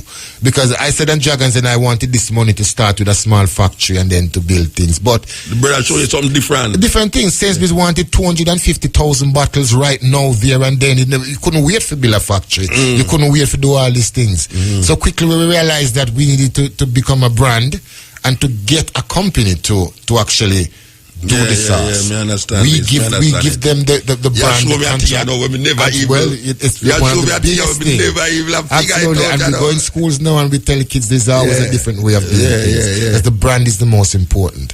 So we found a company called AB World Foods. They are the second largest food of distributors. Them all Tate and Lyle and Jordans. Most of the things that we see in supermarkets, them own it. And we give them the license to manufacture the Levi Roots reggae sauce. That taking all the problems away from us. And all I had to do was just to be Levi Roots. You know, and the brand became the man. Or the man became the brand. And now we lend the license to companies, to big companies. A company called Vimto. Nichols does our soft drinks range. They are one of the third perhaps largest. So let me ask you a question. You have something to do with the ingredients in there, or you just how that works? They are the third perhaps largest. So let me ask you a question. You have something to do with the ingredients in there, or you just how that works? Well, everything goes through my eyes. Everything goes through the company eyes. The licensees that we have, we work very closely with them. For instance, AB World Food that does the sauce. We actually have a operation franchise within that to do with the Levi Roots brand. So we work very closely with their chefs for me to come up with any new ideas that we want. You know, we have a style guide that already that everybody has to work with. So also, all you know, say, like, if you sell the brand to somebody now, and you tell them to garlic, onion, and tomato, and them juke like caramel in there, or you know, say, that's not your brand. So, but them put your name on it, or you work that. The key thing is who you're working with. Yes. You see, and if you're working with top brands like the names them that them now do that because you see their reputation rely upon their honesty. And you can't sue them on a high level and get them out of business. But you have 100% control of what they do. So you choose very good people who you're dealing with, and we are at the top of the chain now with the brand as the top Caribbean name in the UK. Definitely. So when we're thinking of doing things, for instance, we just put out a range of pizzas in the UK, and we're now looking at desserts because one of the book before was a dessert book, so we're looking to put out a range. So you're going in a multi-million-dollar business. I go at this up. Well, I think, as I said in one of the clips there, it's about Caribbean food. I think it's gone beyond the Levi roots thing now. I think the duty is bigger. It becomes about Jamaica and about the whole Caribbean and how I can manage to put Caribbean food up there along with Indian food and all these other great cuisine. Chinese food, all of them. And I have the next biggest job to be able to do that. And it's about restaurants. So we're looking at the future. So you think for open a chain at Jamaican style restaurant? Absolutely. Not looking, we are doing. We're going to be doing 50 restaurants in 5 years. That is the plan in the UK. That is the next big plan for me. So I'm here at the moment. 50 restaurants in 5 years. And really to put Caribbean food on the map. This has been a dream of mine for the past 3 years. What do you call it? Reggae restaurant? Well, that would sound good. A reggae restaurant. We haven't made a decision of what it would be called, but I think the business plan is now in motion. That's one of the reasons why I'm here in Jamaica as well. We've just eaten down the whole of Jamaica, eating jerk chicken all over the place to make sure we get the thing right. Because if we are representing, as I said, look, we have the colors of Rastafari on the buckle, we have a Rastaman on the buckle, and the thing is called reggae. So it has to represent Jamaica properly. So the restaurant will be the way how to break in the cuisine into the homes of people in the UK that only sort of dine out to these places, and that's how Indian food has done it, and I think we need to do the same. I think restaurants is the way to go. Yeah, definitely, because all right, I did have a tape one time where McDonald's, McDonald's, the main money earning is not the restaurant, them is real estate.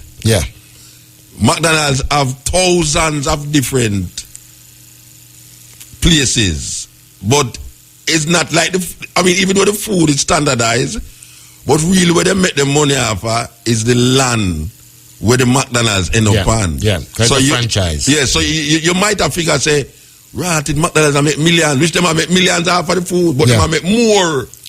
Half of just the land where them put the franchise in them pan. Absolutely, because it's about location. I mean, when we're talking about a restaurant, that's going to be one of the key things is where we have it. And again, I want Caribbean food to be up there. So we're talking about high streets. We're talking about anywhere there's the main one in the UK at the moment is Nando's, and if I am gonna make a challenge, I'm gonna go straight for the challenge of the big boys then, because I think that's where Caribbean food deserves to be. That sound good, man. That sound real good, because really you have people who are struggling with that right now, but I see some where them call the brand in Jamaica, I see them in the airport, in the terminal part, not just outside but inside. I don't want to call the name of the restaurant, but it seems as if they might make a headway inside of the American way. But you say England seems to be a gateway to Europe and other parts of the world. Or you eye them stay when it come on to like Europe. Well, the next plan, as I started out by saying that about how important it is to work to a plan. I think when I first came out the Den, people were saying that, you could do everything. You were saying that, boy, Levi, you should have gone America now, and you could have this and you could have that. But we really worked our plan, and we wanted to do that 5-year plan in the UK without really moving away from it, to really build the brand strongly, without resist all temptation to do a little piece here and a little bit there, because you know what, work like the music. where you use your ego. Yes, this was a complete different thing. You have to work towards that. And we did that. We did the 5-year plan and created the real strong brand. So I think now it's all about where do we go with the brand next. We are in Europe already because it's just crossed the pond. And people send me emails of how far they've seen the sauce, as far as Afghanistan and China and Australia and all these places it's been. But I think the key thing for us is the American market. If we can go to America and do as damage as we have in the UK with the brand, I think this would really put Caribbean food up there, and not just sales of my brand. You're talking about the produce, what makes up Caribbean food. The Scotch bonnet pepper. Yes, and if we're talking about the brand Jamaica and selling brand Jamaica, this is when you really put something else in the pot, because we haven't used our food as Jamaica to sell as brand Jamaica. We've been selling Jamaica through sports and through other aspects and through tourism. But you had the thing say the other day last year when the Olympics come and people are saying, boy, Usain Bolt, and the argument was about yam. Yeah. You that think that the government should take initiative now and just yam out the whole place. Yes, They never yam out the whole place. They didn't do that. As I said, I think we missed a trick there, because we haven't realized how the British people use food, as a way of garnishing community building and getting out there. Restaurants full at night time in the UK. People don't eat. It's not like Jamaica where you're forced to have to cook all on Sunday, because the rice and peas you have to cook it yourself.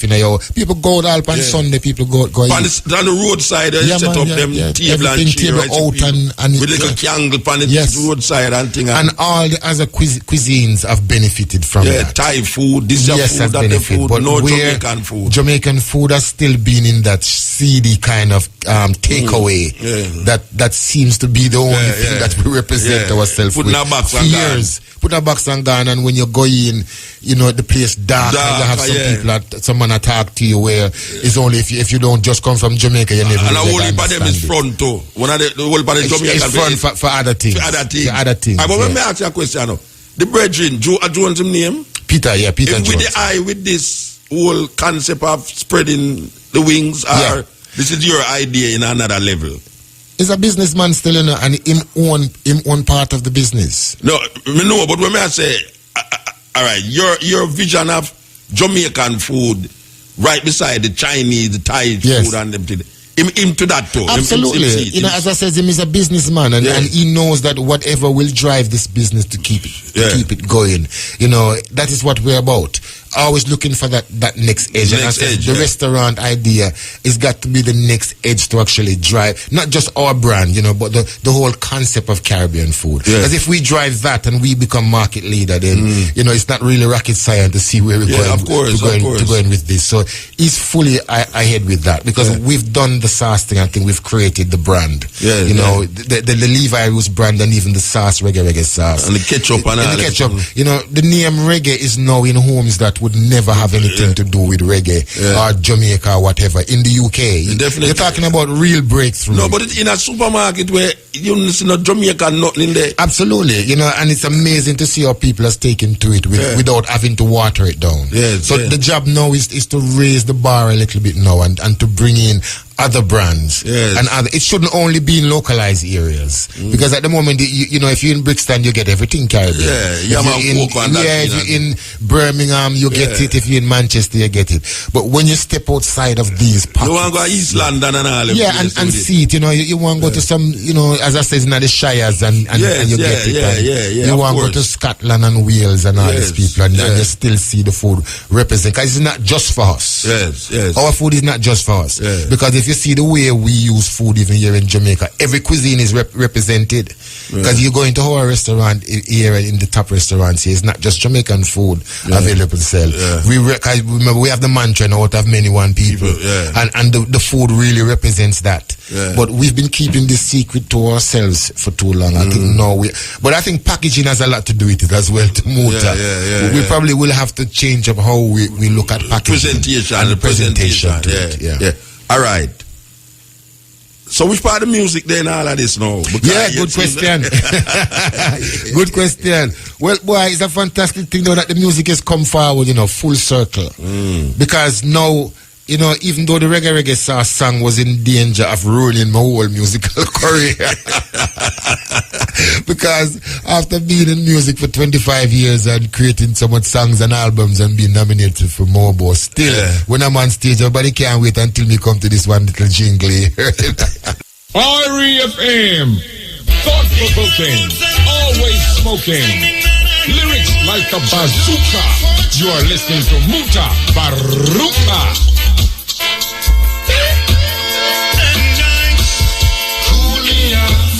Raise me up. You're too close for comfort.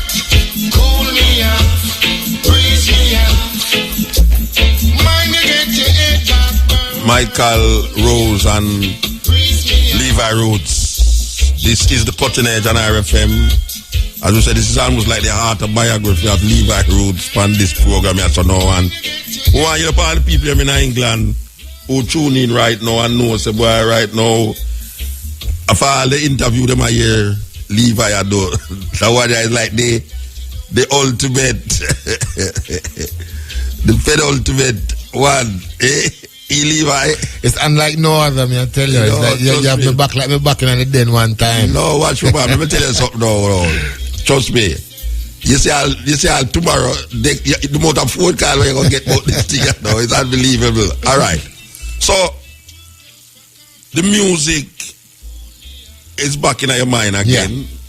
To explain now. Yeah, well, the music and the food go together. You know, and you know, I've always tried not to separate the two, you know, because I think it's the vibes go with the food. The song did what it's supposed to do. You know, I think what the song did was it kind of made people not be boring about food, at least when they use my sauces. I mean, you could go into the shop and you pick up a bottle of Heinz tomato or any other brand, and you pick it up and you put it in your bag and you go pay for it and you go home. But I think other things happen when people go into the store and pick up a Levi Roots brand. Well, when them see the reggae pan, when them see it, that's the first thing, and then those that know of the story will remember straight back into the Dragons. Then, so you feel good about yourself at the time when you're buying it. So it's like an experience. People going and buying this little bottle of sauce here that still, you know, have them colors here that people would not see. You know, look at that. That normally people would have said. So it's the idea of the music and the song. You know, as I was saying before, you went to the break there, people just seem to love the song. Nowadays, when I perform, you know, the song, it's so easy. Me, you performed it last night. Yeah, and it's the first I ever sing it in Jamaica to a crowd, and yet people singing it as if like them know it always. And it goes well to say how you market something, or how you write a hit song.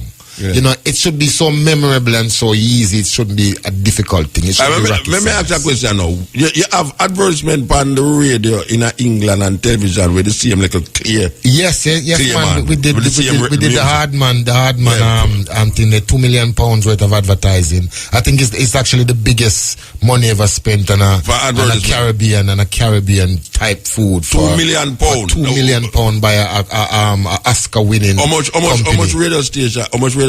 All the TV show. It's a TV. Yeah, TV. Sorry, not radio, TV. Massive the TV, and you know, for us, it was shown in the middle of shows like Coronation Street and all these the programs that, you know, the British people love. Prime time. You know, where you went to. So we know that it's just the same as you'd mention any other brand out there. You know, it's taking on the shape of how, you know, it's part of the mainstream. It's part of the mainstream brand. And now the music, for me, the music has come back to that. I've just recorded my new album. Which part of that?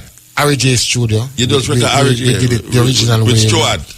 Yes, with Stuart, and we bring in 15 musicians to record it in the original way, using the Downey brothers and thing to record it. Because I realized that the name Levi Roots now has the opportunity to get the music another way, upon another level. Yes, to get the music where the sauce is.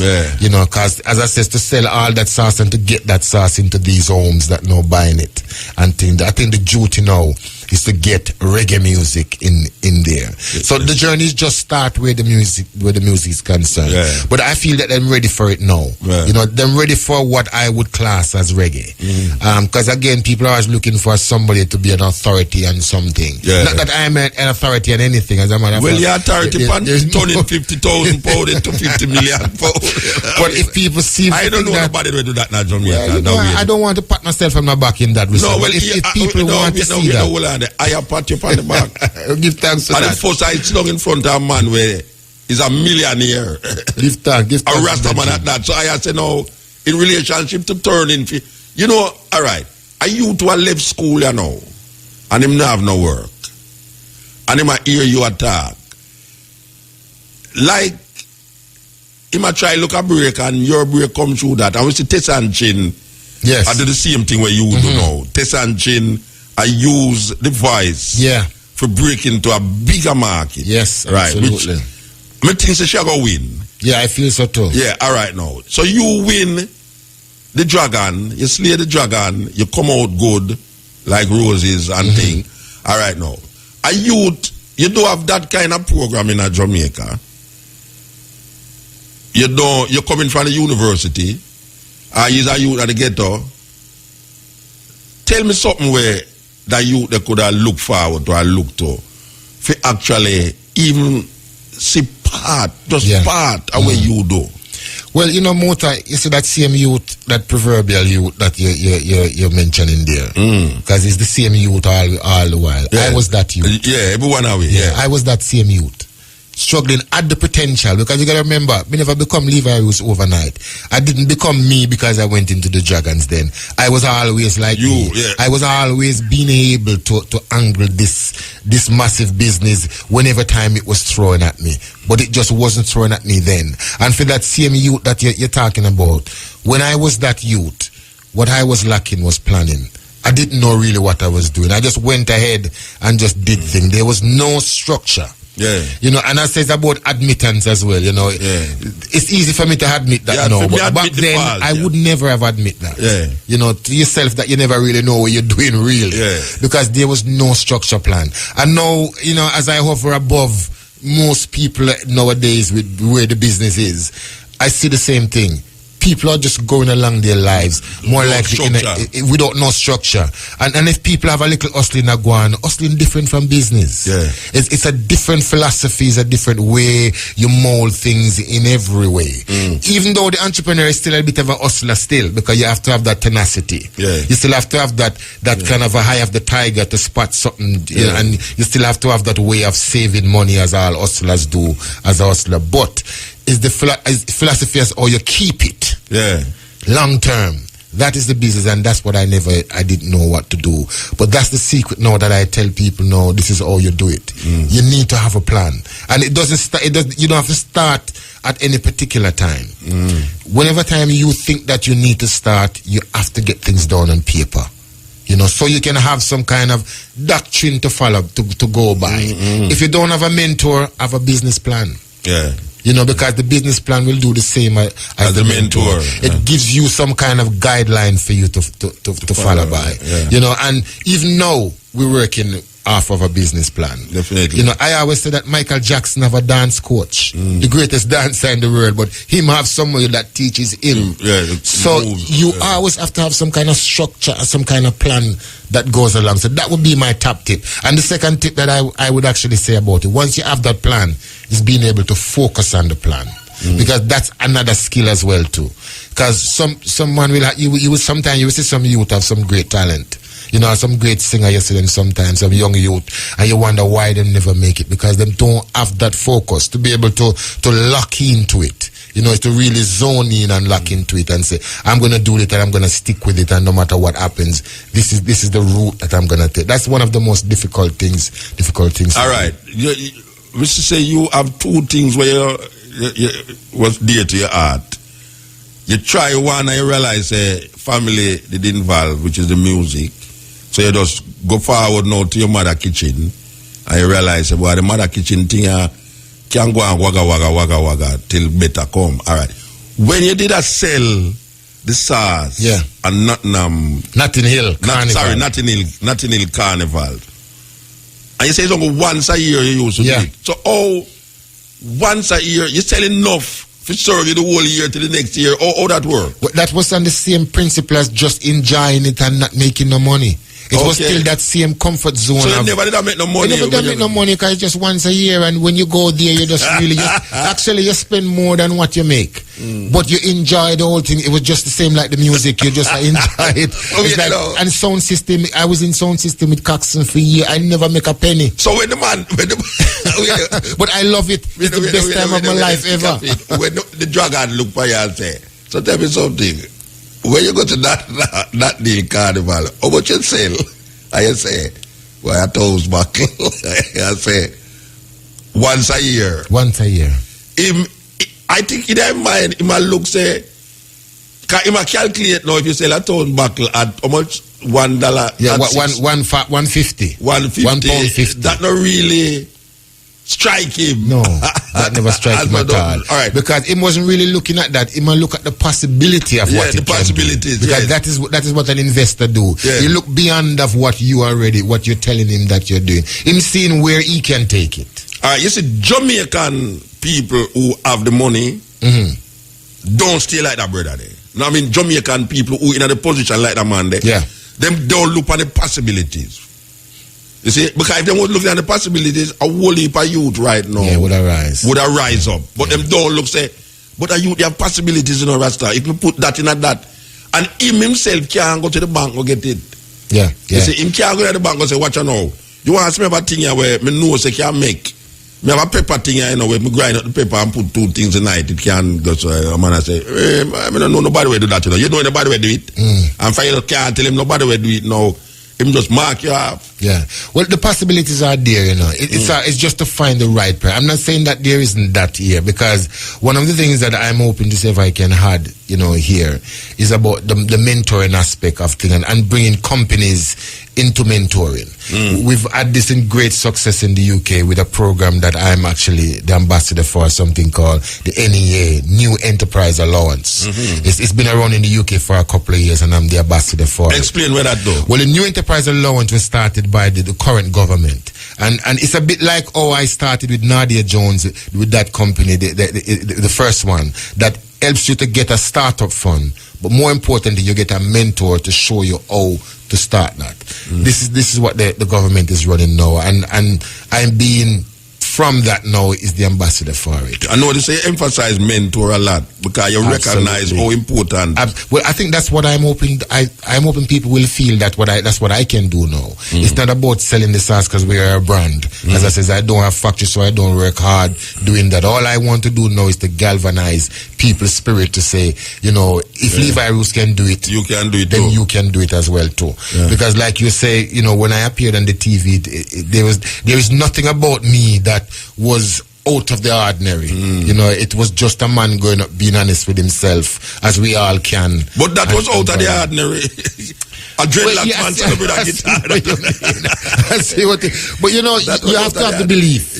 You know, you have to have the belief, the confidence that you can actually do it. And I says I've been on stage for 25 years performing. So once you give me a microphone in my hand and me have my instrument, you know, that is your shield and your buckler. You're ready. And if you're going to face dragons, even back in the day, you better have your shield and you know, you have 5 people that are your audience and are the biggest performance you ever did in your life. Biggest performance. With 5 people stand up in front of you, the biggest performance in your life. Absolutely. And where it's taking us now, as I said before, just going back to NEA, because I think it's a fantastic thing, that New Enterprise Allowance. We just recently, I think it's 79,000 jobs is being created under the NEA program, which I'm the ambassador for, which is a fantastic achievement, even if I say so myself. So explain how the government work that out. Well, it encourages people to come after the door. You know, if you have an idea about business, you come after the door, you get the startup loan and you get your mentor. But the key thing is that the government will pay businesses to take you on as a young apprentice to show you how to do it for a year.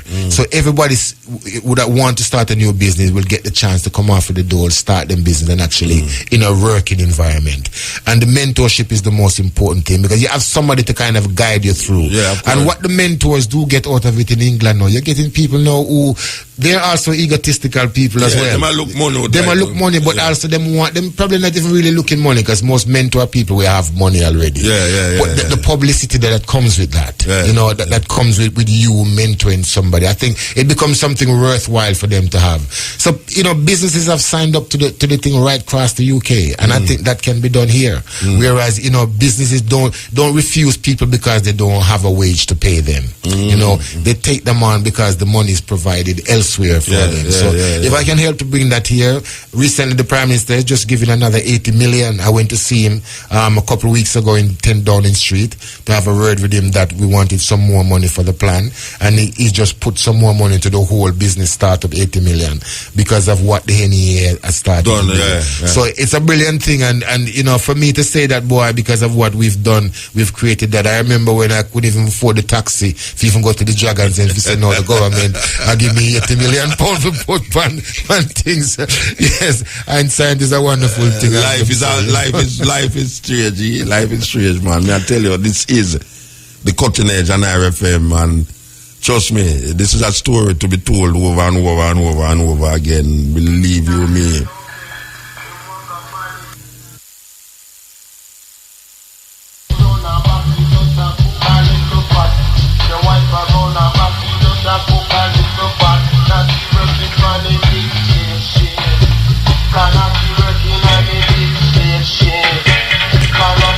So here we're going to know. We're going to take some call here, for those who want to communicate with the brethren, who want to maybe ask the brethren a question pertaining to what we are dealing with. We don't want a guy come twist around the reasoning, We don't not twist around reasoning, you understand? We are talking about entrepreneurship, we are talking about the brethren moving from one stage of life to the next, or him get there and everything. That we are talking about. So nobody come with some weird reasoning, Understand? No boasting tone reasoning right now upon the program. Understand? Intelligent question, statement, whatsoever. All right? So we're going to leave it and say, yes, anything like that you have.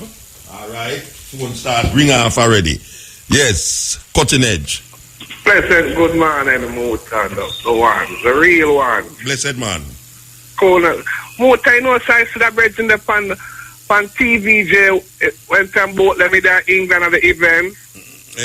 I see more of Spice and the presenter on the TVJ have a little chanting, I never know the man so powerful in the earth, man. Yeah, man, man, take 50,000. Levi, remember the princess, the TVJ, the interview the morning? Yeah, man, I remember it, man. Some coconut thing, right? Yes, I remember it well, man. I think I was doing a thing they dedicated to Bolt, Weir and Blake at the time. Right, man. We see you make up a nice Spice, man. A boy, a powerful interview there.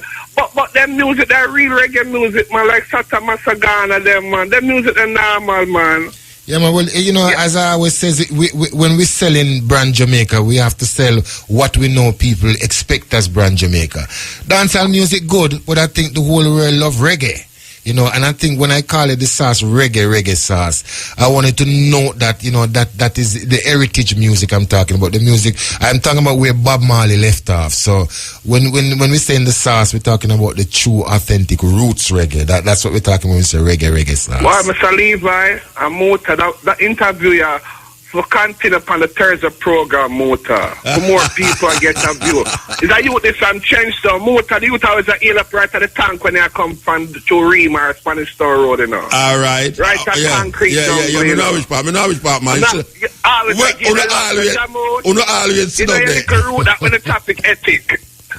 All right, you know why you tell. All right, you're there right near which part, where the Black Rose car I used to dead. Bogle. You Bogle. All right, you know what? All right. You're not up there, sir. You're there right at the corner and at the big town. But they are mandatory, but the whole of them places are my quarters. All right. Talk anything where you are. No, when me go talk, man. Me go talk. Me come through, me drive through there all the way. But hear me I say no. You swear Bogle used to down there. Yep, on the ground. The place did look crisp. A disaster, no, my baby.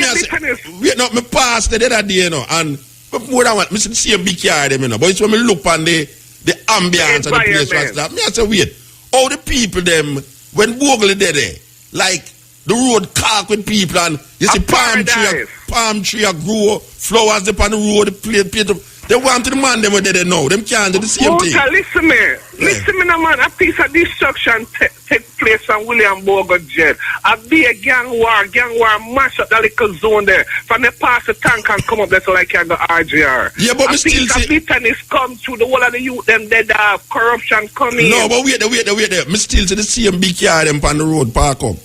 That means not big glory. Yeah, but people used to just try pass this up for sale the Black Roses kind of looking at but people still live them and them supposed to can just in memory of Bogle. Just in memory of Bogle Rasta. Set back the place like how Bogle did have it. Set it back. Yeah. That sound good to what you're saying. But it not go work. But it not go work. A gang war coming and surrounded. You have man start dead from the tank, go right up to the Rasta Road.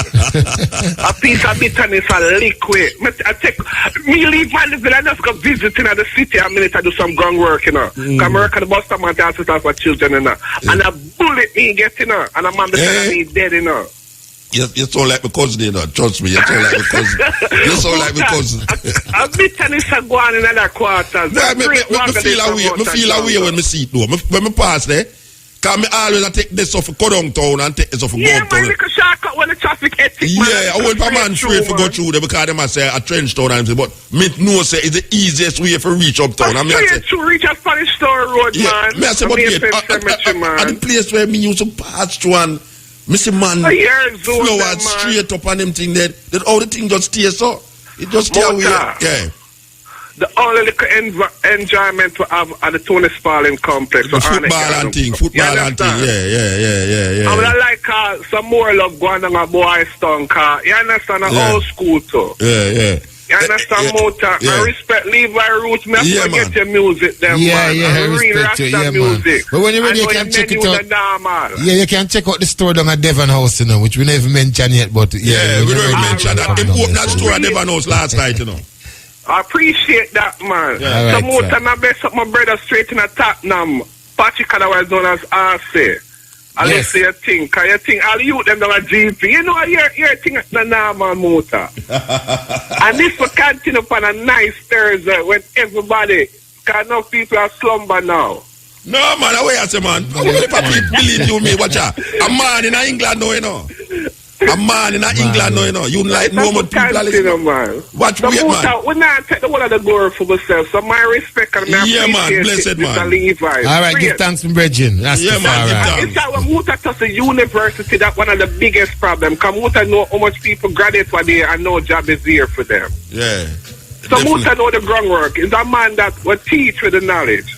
Yeah, man. No, watch out. Wait there. You don't have to tell Levi. Wait there. You don't have to tell Levi that. That's why Levi there, so you know. You don't have to tell him but that. But teach the gospel. All of them, man, you listen to cutting it from yes, way man, up some place, you know. real, man. So you don't have to tell him that. Man. Blessed. Yeah, Bridget. No, you are tell them. Yeah. All right. My respect. Great welcome from in a concrete jungle. All that yard, big side, soon get back. Silence to me. Try to keep a dreadlock style. I want a ruffle life. It's our time. We're living a ruffle life. Life, like a drive. Milan, you just a match up in life. Milan, you just a match up. Try. Yes. Cutting edge. Oh, blessed divine love, Mr. Blessed my lord. Yes, I like them. Levi Roots, divine love. What time inspiration. Hold on. About move your mouth from the thing a little bit. You're muffled. You're dead too near to the phone. In 33 years, this is one of the most divine inspiration in the food business of vitality. This just put me in a power and a feeling of just saying, Ital Calabash. What a joy, Muta. I am just giving thanks for such divine inspiration, and I know what is going to happen on a bigger level when it comes to Rastafari and this establishment of food. All right, Levi. I'm a bridging. I'm a call from Connecticut. Yes. I'm a call from Connecticut. And he run in a Oakland. Him do the Oakland and him run a Ital restaurant called Ital Calabash. So him in the food thing too. Him in the food. Well, I love how him touch on the Ital and the Ital aspect of the cuisine, because that's something that I've been talking about for quite some time now in the UK. Because again, we talk about the USP, the unique selling point. People are always looking for a little bit something special, and when you give them something, they will ask, is there a remote part of it? And for our cuisine, I think the remote part of our cuisine has got to be Itality. It's got to be when you take it back to the bare bones, to the natural part of the food. The bare vegetable, not bones. The bare vegetables, yes. It will be a vegetable, to use that paraphrase. But I think people are always looking for that, and I've been talking about that for the past couple of years, and lots of questions from my website about Ital, about what it is. Is it a way of life? Is it just about a dietary thing? It looked like once the restaurant started, I'm going to have to really pump that part of it, because that is the Rastafari side. That's the Rastafari food, of course. That is our reason to talk about food and merge Rastafari into it. Because I can tell you something now, and more and be a mentor, Yes. Right, be a mentor, with a little thing, All right. You see, like, Jamaica goes up, bam, and me know, say, you have certain things where certain Jamaican people know why you push. Yeah. So, when you go out there, you say reggae. It's like them would say, no, or lax and all them. I say, no, you can't do that and all them thing there. But say you go out there with it. So you have the Jamaica and you have the reggae thing. And the reggae thing now is we are going to sell Jamaica. Yeah. All right. You see the Ital Rasta Liberty now is we are going to sell the reggae. Yeah. So you have a thing now where it's beyond the reggae now.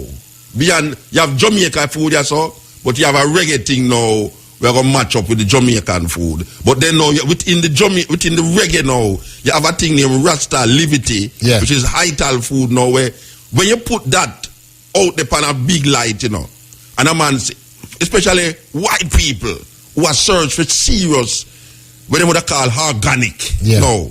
When you put that sign up there and say Ital Liberty, right beside a Thai restaurant, right beside a Chinese restaurant, trust me, you have space around the corner. Well, because Ital represents the lifestyle that goes with Rasta. Yes. Because, people are confused at Rasta. Them things say it's a religion, and I'm out telling them that it's not about religion. It's a way of life. It's a way of life. It's how you live. So you can live amongst anyone. And the food that you eat is important. Represents that. So it's Ital. I think Ital is perhaps one of the most important things. Jamaican creation that again we haven't seen. We still miss a trick there. Most people wouldn't want to associate with that. But that is where we're going to sell it. That is where we're going to sell it. Well, as I said, when you look at the brand, look at the brand again. We didn't thought that these colors and red, gold, and green represented. Yes. You don't thought that Tesco's and Sainsbury's and these big names. That, you're talking about the biggest supermarkets in the Western Hemisphere. You probably think of Walmart and these people that is bigger than Tesco's and Sainsbury's. And when you walk into them now, them have these red, colors gold, and green push up all over without no apology. The stone that the builder refused, man. Ed Corner stone that the builder refused. Ed Corner stone. You see, them have an next saying, a property without honor in the own country. Yes. And it's like, a one where I say, no, but I tell you something, man. Me remember the first time me start tour, me go to America, and me do 1 month, and me not exaggerate, ask my musician them, every show we do, sold out. And guess what? A pure white people. We go to Europe, go do a tour for about 6 weeks. And we go so boom, clear straight up to Finland with there. Every show we do. Me hope so me see a black person in there. And one show me remember me go somewhere up in Sweden, and me don't know where me to step on the stage. I hear a big dirty bad road at the car, and I say, yes, jump yet. The whole of the musician them, we feel good. So what me I say is that when we did just go out there, when no black people never did listen to reggae them time there, because Bob Marley go out and appear white people them concert them. Right? All right. Me go there, appear white people me see in front of me, even though what me I say, you know. You see, Jamaican, they would have scared that what me I say, you know. They would have said, no, you can't go say that in front of white people. And me go, they go say, no good to stay in a white man country too long. Right? Absolutely. And white people, somehow, it's like them I say, but wait, that brother here stick to him thing, you know, Rasta, you know. Them like, so you stick to your thing, you know. Well, it's about discovery, you know, Muta. Yeah. It's about discovery because they are discovering you. Yes. You know, they were discovering Bob Marley at the time when him, and them still discovering him now. Still discovering. It's a continuous things going on. What it's all about is what you give. Yes. It's what's in the package. When them discovered when them open it. And the sincerity are in there. Yes, when them open it is what's in there. Yes. You know, is it something that them going to reject instantly, or is it something them going to carry home with them? Yes. We want it to be something that them carry home and bring it into them lives with them. Yeah, man. Yes. This is the cutting edge. I want the people them know say we will be back here at 2 o'clock. That's 2 p.m. with the stepping razor. The art of, you know, you're the one yet England yet. No. You know, you're the one England no, yet. not yet. You're too busy that the All right. The stepping razor, the art of war, we're there with you back at 2 o'clock.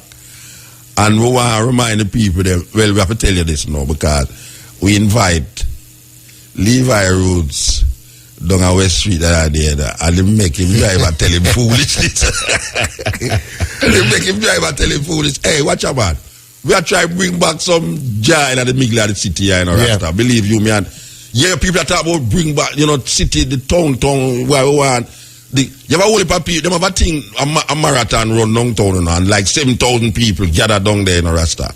Right near which part we are play at Sunday time, but guess what now? You see the people them where enter you hear them attack? Yeah, we want to bring back some life, the downtown, you know. It's only when the marathon keep them go downtown. Them not go downtown no other time. These brown skinned people will live uptown and all them really. Them, you understand? All right now. So a man start a thing, him say Muta, come play. All right now.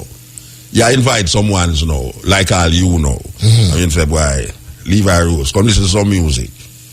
A man tell him say, why don't go down there? Because cold shot of fire down there. A madness, you know. A total madness. But you know, Muta, you say if me did have the decision, where I come from, you don't really have these fears of that type, you know? Yeah. And it's the same fears I was saying to you about going into the Dragons Den, and when you don't know of that clear and present danger, you have more fun, you have more success, because that fear is not there. You know, and the minute somebody put that fear in front, you start to develop. You start to develop phobias and all these type of things that you didn't even know you have. So if it was my choice to come down to West Street alone and me didn't know where it was, and I didn't have to make a call for somebody to put that phobia to remind me that, you know, that's there, I probably would have come down here at the time of my life. It's the same time with the dragon thing. And the same way white people. It's the same thing. When you tell, like, we have some people, I tell them from Treasure Beach and them place there,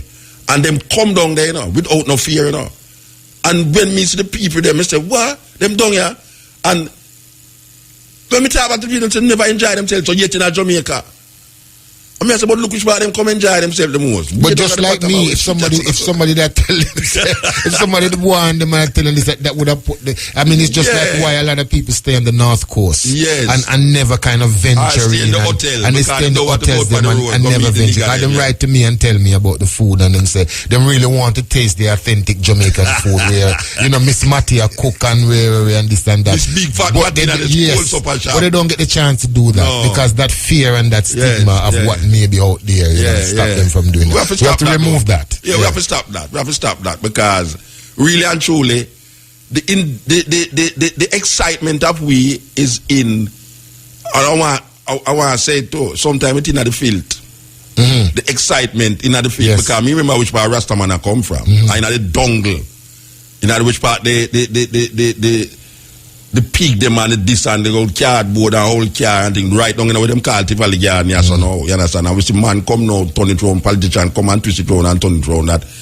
Now them are try to bring back some semblance of dignity to downtown. We see Digicel put up one of the highest buildings in Jamaica, right on the waterfront there, so.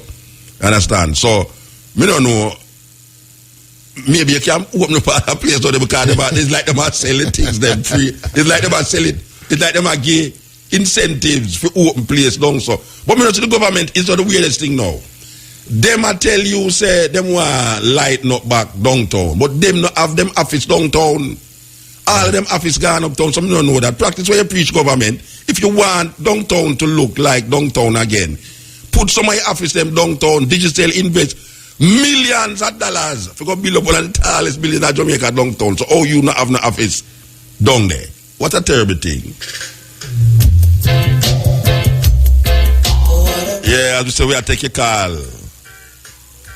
Levi Roots, Mutabaruka, Cutting Edge.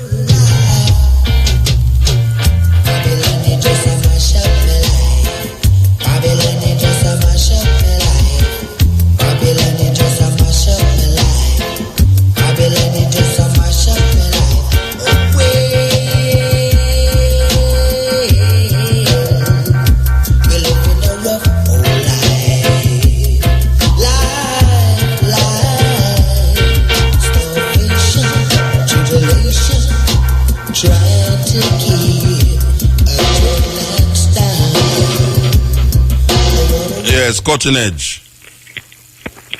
Greetings, Muta. Blessed man. Yeah, man, Brother Supreme here. Youngster, budding entrepreneur. All right. Want to big up Levi Rhodes and congratulate him on his newfound success. Give thanks for bridging. Yeah, but where entrepreneurship concerned in a Jamaica and having an enterprise to invest in a bright ideas, you know, I think that is very lacking, and it's not that the money isn't here in Jamaica, because I have a thing about we walk around with money in our back pocket and say, me have 10 million, John have 100 million, but if the money now pump and circulate, I mean, youngsters coming into the world can't get a break, because like everybody just hoard up the money. You see?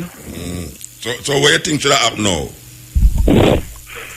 Or you get those people who have the money to recognize the potential of youth and invest in a sort, or you think it is possible to get them involved?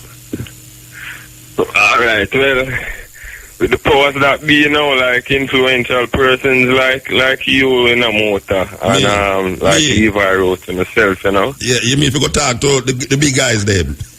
and then, yeah man, the person who really control things, they need to form some form of body, because even like how you have a small loan agency, what would have great for youngsters out here is some venture capitalists. A venture capital enterprise. The over 20,000 people will graduate this weekend and don't have a job. I'm sure that many of them have passion or can transform into ideas. And if a think tank or a body was there to finance that, you know, I mean, employment would go up. And I mean, with great ideas and revolutionary things, what's happening with even Levi Roots. I mean, there's so much good to be bestowed on Jamaica, because check for instance Levi Roots now. Imagine if you start all partner with our UCN Bolt doing all high seas, the track and field, when the global world is watching Jamaica. You know how much energy that channel in Jamaica, how much that boosts tourism, boost sales of products, and a lot of etc. behind that. So, I mean, if we invest, I really that think. Way. What the rest of them? Ask what your name, brethren. Them call me Supreme. Supreme. No, I really think you have a good point there. You know, Supreme. I think, you know, the youths are there, or not even just the youths. I think people are there who are potential entrepreneurs that want to be enterprising, you know, that want to create new things to, you know, to kind of even help the country to get out of this, you know, depression that we seems to be constantly in. I think key things is about jobs. But it doesn't really just start there in about jobs. I think it starts about how you get to that point. And a lot of people will get the job and is not really ready for it. I think when it comes to entrepreneurship, it's not everyone is made out to be an entrepreneur. I think that's important to realize that. And some that people, is an inborn spirit for many of us. All right. The question is, how you going to know, say, you're not made out to be an entrepreneur? How you going to know that? From the offset, or you're going to know that? Well, you're not going to know. You have the youth them left go. From you won't know that. It's somebody else have to spot that in you. Okay. You won't, because remember we talked about that comfort zone sometime. You just feel like you can do something or you want to do something and you're inspired by it. But it doesn't mean that it's going to lead your life forever. It's gonna something that's gonna lead you into something fantastic. Some things are just a movement to lead you onto others. So you might start something and you realize that that's not really what you made out to do. It's a spin-off from that. So it's really to spot what these people are good at and to put them in the right direction. Nowadays everybody that have a sauce, it seems like sauces and condiments are things of the moment. And when people send them to me, I have to be honest and tell them that it's not all of them are going to actually make it. You may be passionate and you may have the plan and you may everything, but unfortunately you probably need to be doing something else. Same thing with the music too. Same thing with the music. Everybody want to make music now. And everybody going to be a bourgeois or a sizzler. I think it's same Mr. Waki you're talking about. Him have him saying that says everybody can dance, but I know everybody a dance. That is the same for us. And it's to spot those. So great potential here for entrepreneurship and for enterprise.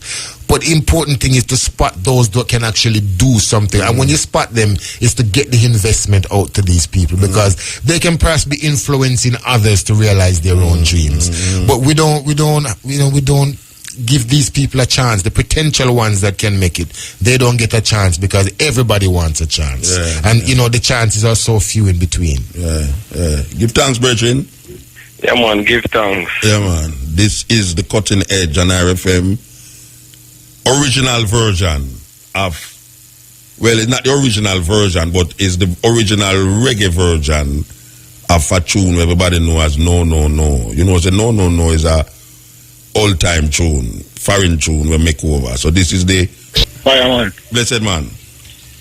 In your early days, you see, you used to go in the studio and stand up with your foot and do the program for the whole night. Are you? What are you talking about? If when in the early days when you just come out, no, me never stand up. No, me always sit down. You always sit down? All the while. I hear you say the things them Rasta send them come toward the table. The things were Rasta do? Where you to say? A long time. Yeah, come up to bump, yes. Yeah. I'm glad to identify that, and you need to identify more of them type of people. Because you see them things long time never used to come up for the table. Someone run with the things, them like Rasta say something, and someone take it and run gone with it. And then go and then know where to do with it, and then just have it in a circle. They don't have no other plan B to Rasta thing. Give me an example of what you're talking about. Give me an example of what you're talking about. Like even to the music, and we say some lyrics and our days are come. Yeah. We say some lyrics. Like what? And Like what? Some lyrics we make, man. All the lyrics we make. No, but tell me like what you say them run with. Tell me like what where Rasta in the music say and somebody run with it. Tell me. Like a man that say, we guard your life and you don't know when you are asleep, we are patrol out the door. Yeah. Understand? Like you don't even know what it mean, but you run gone with it. Every you make a lyrics, every DJ gone with it. You understand? Yeah. So and then you know what else we say, and they say some other things, and it makes the line away you have a say. So yeah, they never know what that's not what me did that talk about though. I know that me did that talk. No, I know you are talking. No, you say when but you start by asking me when me just come here and stand up and I say do the program, and then you say no, what you want to say about that? Rasta did that say thing for like Rasta. A whole heap of things where Rasta did that say. Where people used to cuss and laugh after. We see that come now to fruition, and we mention things like ital food, vegetarian food, where people used to cuss and say if you're going to have pure vegetable. Yeah, the coconut. And things like ital food, vegetarian food, where people used to question and say if you're going to have pure vegetable. Yeah, the coconut we used to grate yeah. And them say when we are talking about no good for it. Yeah, when we are talking about reparation, people used to say wait. When Peter that sing about ganja, him get beaten for Rasta got prison for ganja. Now it's them a legalize that. Yeah, them things we are talking about. Yeah. Yeah, but and someone run with it and gone with it like them used to say it and we used to say it. You understand? Yeah, but that me they have to do for remind them say a Rasta did that say it. That's why me they are so enough to tell you say watch out. A Rasta did not tell you that you know. Me say me rate that part of the way are coming with Muta. Me say me rate that saying the way are bring towards it. You understand? Because someone be say them say where them are saying them originate of where them are saying. Rasta did they are saying. Rasta was a vanguard, a woolly batting we say so now. So we cutting edge, stepping rate that they have to tell them say all on are going with. Rasta. Yes. Start it out. Yes. Muta, I'm a patu no Muta. Yeah, me know you man. Me know you man. I'm tell you so you still there at Elizabeth. You still there at Elizabeth. Where you there at Elizabeth? Yeah. Mine run from St. Thomas, you know. Watch it, you know. Mine send police down there, you know. People that come to me and say, you me hear you for I want you big up the police them up at the Lackover police station. Yeah, but tell the police they must stop shoot so much youth Rasta. Tell the police they must anyway me have to move because you want to big up yourself, you know. Me can't bother with that. Alright, yes, Muta, we call the program man at that time, huh? Yeah, blessed man, yes.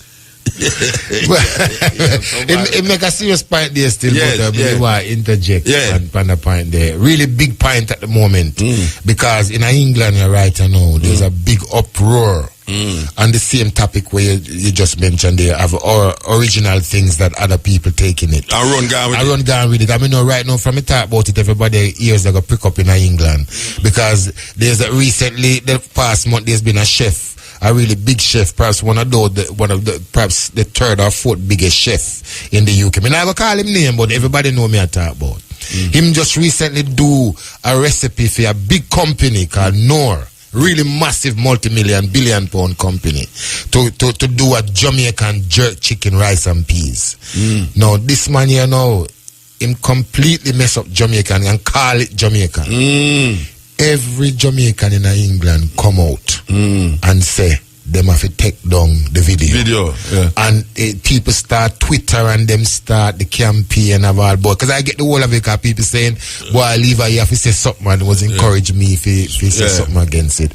And the report was so powerful that this man and I read that Knorr take down the video. And I've taken it down off of them website and everything. So me have to big up everybody in England who signed the petition. And thousands of people who said them can't mess with Jamaican cuisine, our main cuisine of rice and peas and jerk chicken. Just to tell you how the man do it. Me see the video, me see him put some oil in a pan and him cut up and put some honey in it, in the oil and fried onion and then him throw the rice on top of it. That's for me say that this of all. And put the name Jamaica to it. I mean, I know of diversity and I know that we need to diversify our things then. Well, that's a point. But if you're going to do it, you have to have that respect to at least to follow the guidelines of how it is. The formula. There is a formula. We're talking about part, and we don't talk about plan and everything and how important it is. But he went completely against the plan of how it is. We out. So then take down the video, whole heap of money them pay for it. Like, this is a big time. It's the same like the advertisement where they burn the flag on the ground. Yes. All right. Yes. You know the government does sign a thing with Switzerland. I don't know if you know about it. I know about it. For trademark the things like Bami. Yes, yeah. Ganja too. You know? Yes. Ganja, the Jamaican brand Jamaica, which is the important thing to Jamaica, which is what sells Jamaica brand. When people come here, these are the things them what they want and they expect. Yes. All of them things there. Say the government move to it. Say Switzerland them sign this now, so now anybody will do that now is in a problem. So Bami. You know, they should have put Rasta on the list there too. Rastafari is in the process of dealing with intellectual properties right now. You know, I really believe so. Yes. Cutting edge. Hello? Yeah, blessed. Yes, my brother. Morning, I should say, yeah? Morning, sir. I hear your program. I continue listening to over the years from youth until now, yeah?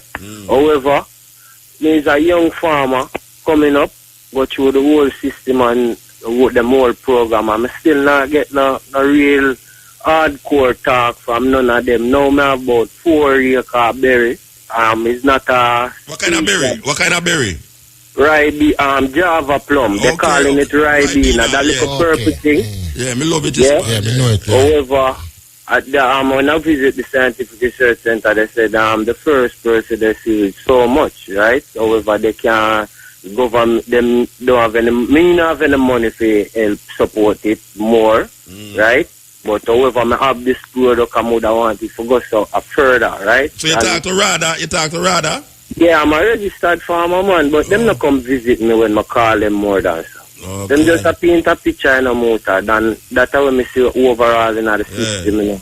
But then in the southeast and near the Enfield region, yeah, I do the product, but I have a firm push behind. The money, it is there. Some of it is there already. I have the product. I would want it to go. I have 4 acre that same Ribena plant there. Yeah, I know Ribena name. No, me know. I think a blackberry them call. Blackberry. Them use make Ribena.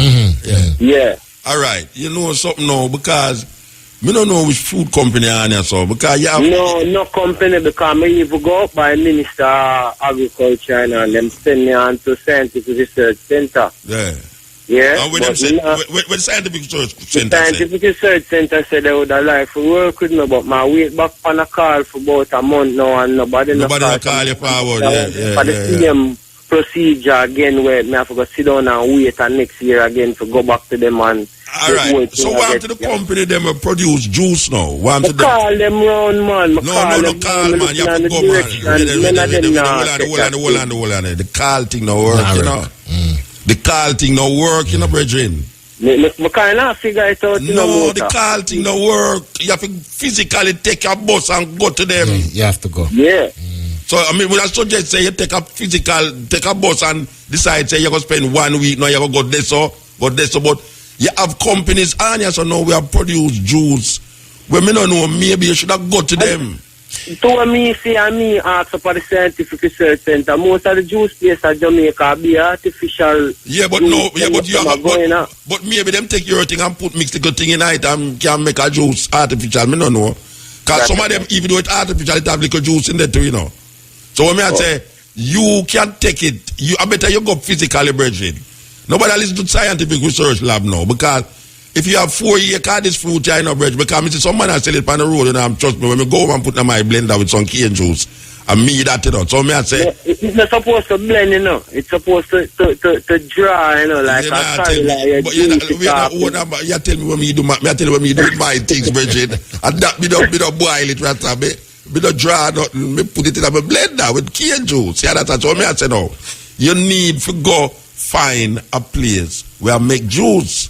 One of them company, True Juice, or... one of the project manager at the Minister of Agriculture, him call around as well, you know. Sit down in the office, you know, and them said, no company. Now work.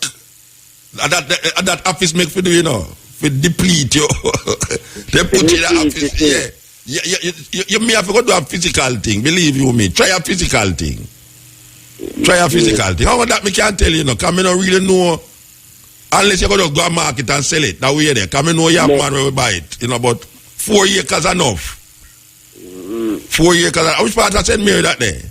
Up Enfield side. I don't know which part that there.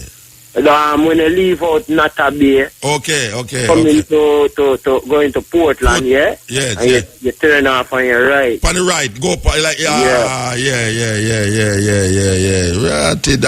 Me never know somebody plant them fruit upon them level, them, man. Yes, man. Believe you me. It's just an idea, you know? Yes. And when you get the idea now, my boy RC can help you.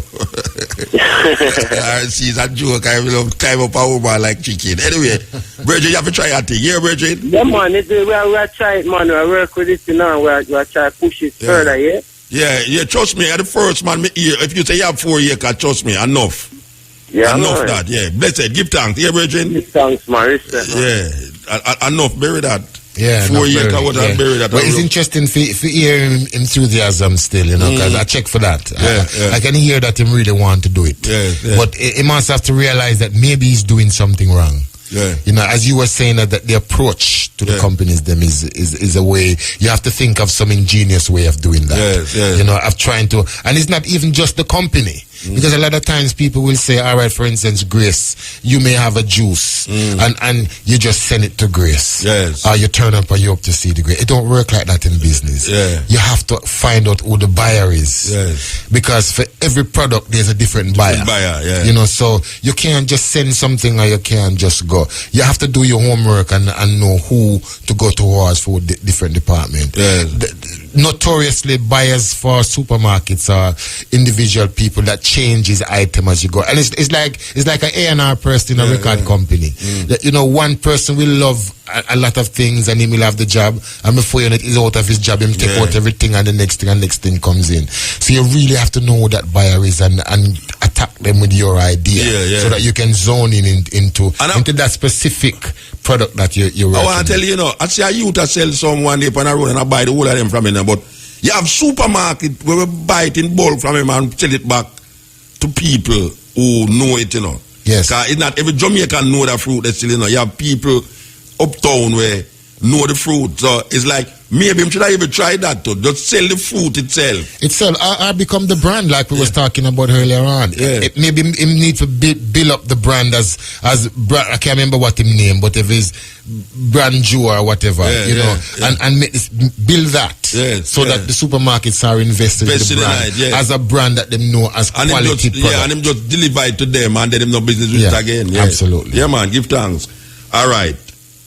I bet you know we love dearly in Passway, Lincoln. You know Prince Lincoln. Of course. Big yeah, tune. man. Big Royal Rasses. Oh, gosh, man. Yes. And this Kingston 11 and all these tunes. Kingston 11, Humanity and all them tunes. Humanity. This is the cutting edge on IRFM.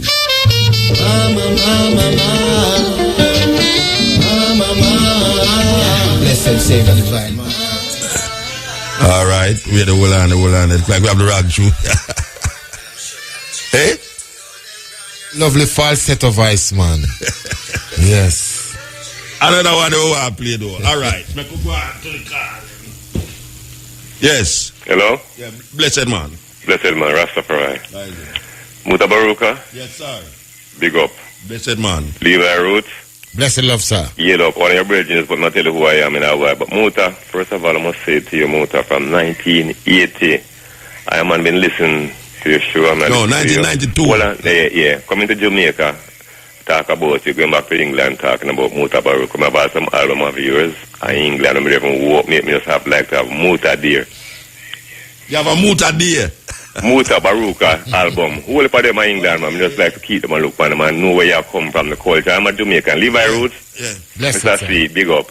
Oh, Mr. C, man. What you say, man? Thanks, man. Everything is well blessed, man. Good. Love good to have you your thing and step it. Yeah, so you man. just go and eat your food and go and pick it up. You know the hard work we do up so with it. Yes, but it's always good to speak to brethren like you who know the journey, because a lot of people will know me and will know the other Levi Roos. But like I was saying to Muta, you are a person will know that it's still the same Levi Roos that you know all those years ago. That we didn't learn it overnight. I've got a foundation, a lot in England, they had them to know that, Rasta, absolutely, man. Because we and Bob and everybody go to Cox and crew. We know where I come from. Yes. They had them coming from the sound after I and them. Well, you was one of my original inspiration because you were there with Coxon before me, and we used to come and watch you as a younger youth amongst the sound and planning and hoping that we could. So who is bridging that we attack to? Well, Coxon always have team. I think one of the greatest thing about Coxon sound in the UK is that Lydie Coxon was a man that loved to build different teams. Nobody really owned the sound. Is that you come and then you move on and the next team comes. And when I left school and wanted to join the sound, people like this bridging name Mr. C, Clarence, was with the Coxon team. All right. And then we now as the younger youth them now come with the fresh ideas when the music changed from the Studio One vibes and started to become Channel One music and all this. And so we as younger youth, myself and Black Dread and a few of others, come now and took the position of where people like Clarence used to be. So it's a fantastic thing to be talking to you and to hear Mr. Clarence. And it's very great to know so boy all the things take off. Because I remember, I and we all watch the show in England, and one of them said to you can't really compete this thing. You can't. We have great sauce already, and I had a big sauce. You remember them time there? Yeah, yeah. I'm gonna fight the hype on the show. But Rasta, what is to be for Rasta? You know, you can't stop it. And I'm very grateful, Levi Roots, to say the level and the heights and the teaching now that I take it to a level to open I and I as Rasta and black people eyes, because you know we get no fight in England and we try to take things to another level. And even one time there I come to you and say, Mr. C, me just come out for the show and say, yo, me see, remember the I turn to me and say, yeah, yo, remember, yes. the I to go up on the show because I remember not juicy, you know. You remember them time there? Yeah. And they say, yo, I can't tell you how to go up on the show. But anyway, go and do your thing and go and big it up and go and do your works. And Muta, yes, sir, keep doing what you're doing. A long time I listen to you, Muta, you know. Right, and many nights I try to get you, big man. I can't get you. Well, you get me the right time, right now. That me I say no, because watch out. Levi Roots, the board of our bridge, when rub shoulder with it. Yeah. And Levi Roots, I must say this to you, one of your original background. Wait, I am the one, the man who probably have one of your original background in Jamaica with all the signature upon it. Yes. So I'm sure you say, the back of the mother around now, and I have the real original roots background of reggae, jerk sauce, from England. Blessed man, give thanks. So come to Jamaica, I tell enough people about it. And it opened that store last night at Devon House, you know. Yes. Yeah, the store opened last night, Devon House. All of the products them is inside here. Yeah, man. My thing is to go on in England, is to call it the lick. Levi Roots know about them things, you see? But anyway, blessed, I'll give up the show. Levi Roots want to have a link up so we even go back up so you know, Rasta. All right, Mr. C, I hear you loud and clear, my brother. Half of the year, man. Yeah, them take my number and give me a show. Yeah, all right, call back the operator and she will take and leave the number and I will link you. Yeah, call back the operator and leave the number. I will link up our Western Consciousness always. Remember them show there? I remember it, man. Right now, and them the artists them seeing. Yeah, bless One man. love, big up the bridge in them, Blacker, Dread, and Coxon, the whole Coxon crew, Muta. Yeah, man. One continue because it's a worker. You're an education teacher for the world, for Jamaica. Yeah. To say me as a Rasta man, I'm glad no computer coming that the world can hear it. Yeah, live and living lovers. Can't stop you. All right, sir. To Rastafari, live it. Yes, Clarence. Respect you. Yeah, man. Yes. Yeah, well, a big inspiration that, cause then again, you hear where I'm coming from here. On Monday was in the position from them time there. From them times there, and I remember being at school and going to hear to Great Coxon Sound. You know, sneaking out from home, go hear them play, and seeing Clarence them there in the position, and wishing one day, you know, I would get the chance to be there. And it so happens that Lady Coxon spot me as a young youth, and before I knew it, I was in Clarence's space and taking those positions where they were. Yes. So it's a fantastic journey. Yeah, man. So we play all this tune and for all the man them in England. We are listening to it right now, and all the sisters them will say, yes, hey, guess who they on the radio? Levi Roots. Guess who they with? Mutabaruka. This tune is for everyone in. Yeah, Muta. Blessed. Bless up. This is a ballad, Rasta. You know what I mean? I don't know nothing. Yeah, but I'm really concerned about the youth from Edfield. The one called a while ago, the crop, the berries. Yeah, the berry them, yeah. Somebody have helped the youth, bro. Oh, you mean, man, 4 year, come on. Somebody have helped the youth. Man can't plan 4 years, I think we have where they are talking about eat what you grow or grow what you eat. And indeed, if you go down to JAS to Mr. Darman Grant. Go down to who? Darman Grant, look at JAS at 3rd Street. He must find somebody help the man. Yeah. Can't believe just like that. Yeah. Because, you know, Bounty Killer sing one song one time about him blind, you know, if you make certain things happen, you ever see him blind. Yeah. When I want to use the stop farm, I'm going to take up him blind. No, him not going to stop farm. Him not going to stop farm. It other people with you. Tell me the name of the person where you say him for go to. Senator Norman Grant. Oh, you want to go to a senator now? Look yes, but not Senator Norman Grant is the job bloom, no coffee him deal with, man. Look at him, the president of the JAS. Jamaica Agricultural Association. Okay. Jamaica Agricultural Society. Sorry, yeah. And the office down at 3rd Street. So him just packing some of the grape, packing some of the fruit them, and go down the one day. Go talk. Go down there, seek a meeting with him, man, and tell him say have this crap out there wasting at the field. Yeah. Somebody has to help him. He can't just go so the man have 4 years because I think at the field about rotten. So which part when name office there? When name the Minister of Agriculture? Which part? Senator Norman Grant. Jamaica Agricultural Society. Yeah. The office is at Church Street. When you go parade a bit, the left, right, and walk there. Yeah. I just turn left and go there, so? Yeah, me know which part it there, but yeah. Right, that is where it is. Yeah. If these things go down there with one bag of it, that's stuck in front of him, and they must fight to help and give the youth. And that may I say too. That may I say.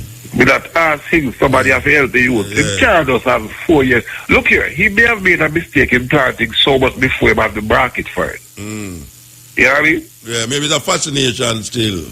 Yeah, well, we're not saying never, you know, he probably never have a marketing strategy. But you see, that is a unique fruit in Jamaica, so it's like an exotic fruit in Jamaica. It should have a market. It's like lychee. Lychee it's kind of exotic, and there's a time when the Chinese them just buy it and package it and sell it back in the supermarket. Yeah, man. You can go make a bar and price right and all them place. But somebody can help you. Yeah, Locho Son and all them place there. Yeah. Somebody can help the youth, man. Yeah. I kind of, well, if I suggest him check out some of them big supermarket there still, Mega Mart and all them places. Them people. When I say Senator God, you must understand me, and I say it is capacity as a politician. No, I understand. It is his capacity as the president and the agricultural society, yeah. Right. Them have a fair way for the youth. Yes. Yeah, man. I agree with you, brethren. Anyway, give Levi Roots a copy and eat what you go here. I go try a thing tomorrow too. I go check something about that said thing away at that about. Yeah, but it has to somebody work. Yeah, and I know Senator Norman Grant personally because I've dealt with him in the past. Make it even better. So again, we talk about earlier. We talk about recommendation and in reaching the right person and not just sending, not just going. You need to know who you're going to, so you can actually be introduced to somebody. Yes. So and I'm not thinking about like this capacity as a senator, politician. They are talking about the JS president. Yes. He about 2 caps a year. Yes. All right, sir. Yeah, man. We hear you loud and clear. And yeah, man. Give Levi Roots a copy of Eat What You Grow. That's the virtue for me. Yeah? All right, sir. Yeah. All right. Give thanks. All right. You know what we know? Yeah. Marketing, man. I tell her, I love the marketing. All right, Richard. Give thanks. All right. Yeah. All right. Yes. Yeah. Senator Norman Grant, very good man. I've dealt with him in the past, but in his capacity as I think he was head of Bloom at the time when I was dealing with that is the Jamaican Blue Mountain Cafe. He worked up in Mavis Bank. I don't know if you know up there, so that's you're going. He was the top man that deals with Bloom up there. So very nice man, and man who have years can listen to people. So if the same brethren with the Blackberry was to seek him out, I'm sure the senator would at least point him in the right direction. Talking in the background, all right. We're up on the downs, you know, we go up to the levels, you know, and, you know, it's a very interesting reasoning we have with the brethren, you know, I mean, like, you know, something like this. We know, say, a whole heap of youth supposed to be seriously inspired by what take place as of tonight, you know what I mean, and we give thanks to the eye come forward, we know, say, apart from the SARS and all them things, you know, you start to publish too. Yes. Publish book and all them something there. Yeah, man, we're on our 8th book at the moment. 8 books. But you know, easy, you know. Well, you know, we talk about different ways of getting the message out there. We said restaurant is the next step, but books was the first one. Yes. Because you know as a person how important books is to people, you know. And I think when you want to get a message across, you know, remember them did have this whole saying that if you want to get something across to black, if you want to hide something from black people, put in a book. I lie them at lie, because I realized that one of the major thing about my books is that it's black people buying it in their jaws and their hundreds and their thousands, buying it because something like this with a Rasta man named Reggae Sauce and Jamaican has been in a bookstore. No mainstream. I can tell you why that happened now. Because the black people in England, they can't take it to them in England and anything. We project Jamaica. Yeah, man. They want it. Yeah, they may buy it because of that yearning and longing. But you see people who in a Jamaica, you know, they don't long and yearn. They have it. But so Did you publish a book? No, I don't publish a book. I write the biggest publishers. I've been working with 3 of the biggest publishers. Yeah. My first book was by HarperCollins, and they are perhaps one of the biggest publishers in the world. So it's fantastic that they. So that one the way I show me the number. This one here is published by Octopus, and they are a massive food book in the UK. Really big publishers. So we have recipes in there. Recipes. Yeah, I said this. Jamaican this food yes. and all. Yeah, man. Yes, always based about that, but nothing never difficult, because I don't think when you're trying to break a cuisine or you're doing, you want to give people anything hard to do. I think it should be really simple and simple and light and things. So that in all right. Yeah, I have a bag here, man. I have a bag with the book that I want to. I don't know what question you want to throw to somebody. I'm gonna sign this book. And I have a CD and some other little things, and even the Levi Roots bag to go with it. Well, we can ask question and answer to who interviewing Levi Roots, Mutabaruka, see them talk the bag of my the bag of my no, but we have a vote to it. I want to go to one of your listeners, somebody that probably will be inspired by the thing. All right, now. So we say Levi Roots, so I've always hear upon the program at the night. We have a short piece of time for give away this book, yeah? All right, so for always here upon the program tonight, Levi Roots come from Jamaica. What part of Jamaica him come from? Good question, that. You have to tell me the exact place. Yes, I mentioned it earlier on. Yeah, not just the parish now. You have to tell me the exact place where Levi Roots him come from. From them time. All right. So we ask the question now, and you get a book. You get a book. You get the Levi Roots CD. The CD, Jah will never let you down. All right. And you have some more little. That's the brand new CD. Is a long time. No, that was the CD. Not too long ago still. And then you have the Levi Roots sort of wallet. And you have the bag, the Levi Roots bag, and the arm bracelet. And so the bag full of some good thing. No, they must come at Devon House for the sauce. All right, sir. All right. Here I know the possibilities arise where maybe somebody from Kingston call and them can reach down here out go down a shop. Well, if somebody from that, give them name, then I will leave it in a Devon House. Them can just go down to the store and so when you left here? I'm leaving next week, the 13th, and I've been here for a little while, and fantastic opening the store. Yeah, you go back to the icebox. Back in the icebox, but what we come here for was just to really to launch the store, come home. As you say, you go up on a journey. The greatest thing is you're coming home, but also is what you bring back with you. And I've brought a store with the whole movement of what I've done. So hopefully, if that can inspire just one person to see that. I'm more than one person, man. Trust me, I'm more than one person inspired that. We invite you down our street again. Yes, well, no more come. No, like I say, we will come, man. Fiona come down. Yes. Fiona, I'm a street. Fiona teach me for drive. Yeah, I'm a bigger. Fiona teach me for drive. Trust me. And you hear me, I said, I want to tell you something. But I don't know what talking about the radio, because I don't know. She had our big people them stay, but she wanted the first dreadlocks go to St. Andrews High School, Yes. Yeah, she did dreadlocks. You didn't know that she did dreadlocks? I didn't know, yeah, man, she dreadlocks. And trust me, that daughter they go through enough things. Rastafari and things. Naya Bingi. She's fantastic. GLOs and all them. But you hear me, I said, no.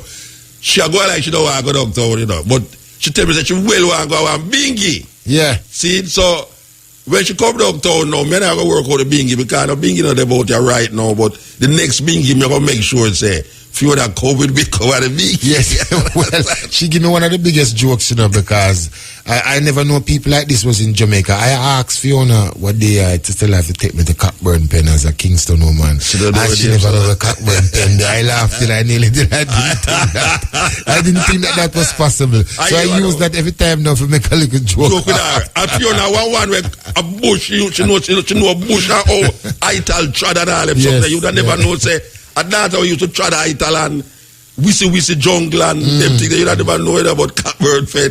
She don't know that girl fell the car for 6. Remember the outside, you don't know change that, you know the song. Yeah. So you know, we are tell Fiona, say, Fiona, I invite you to come down West Street again this Sunday, you understand? All right, so we're going to work it out. Anyway, this tune here. Too much antagonist. Wolves and leopards are trying to kill the sheep and the shepherd. Yes. I go on here, so. All right, we'll lock off everything here so that I go on like the program done, you know. All right, cut off.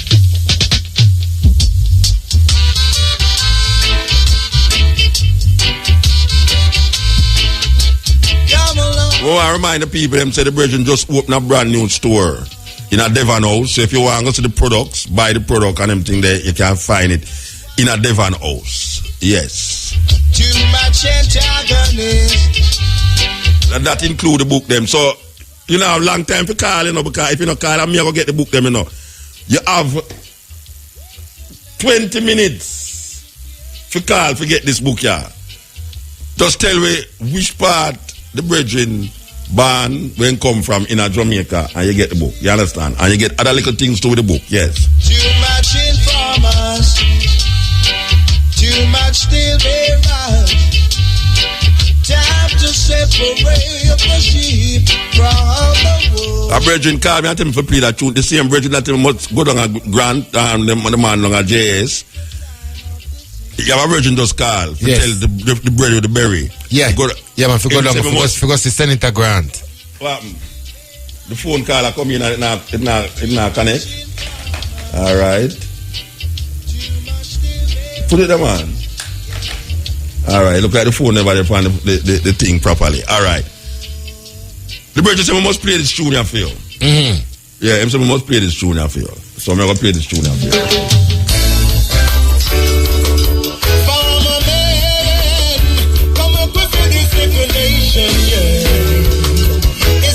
I know the rhythm.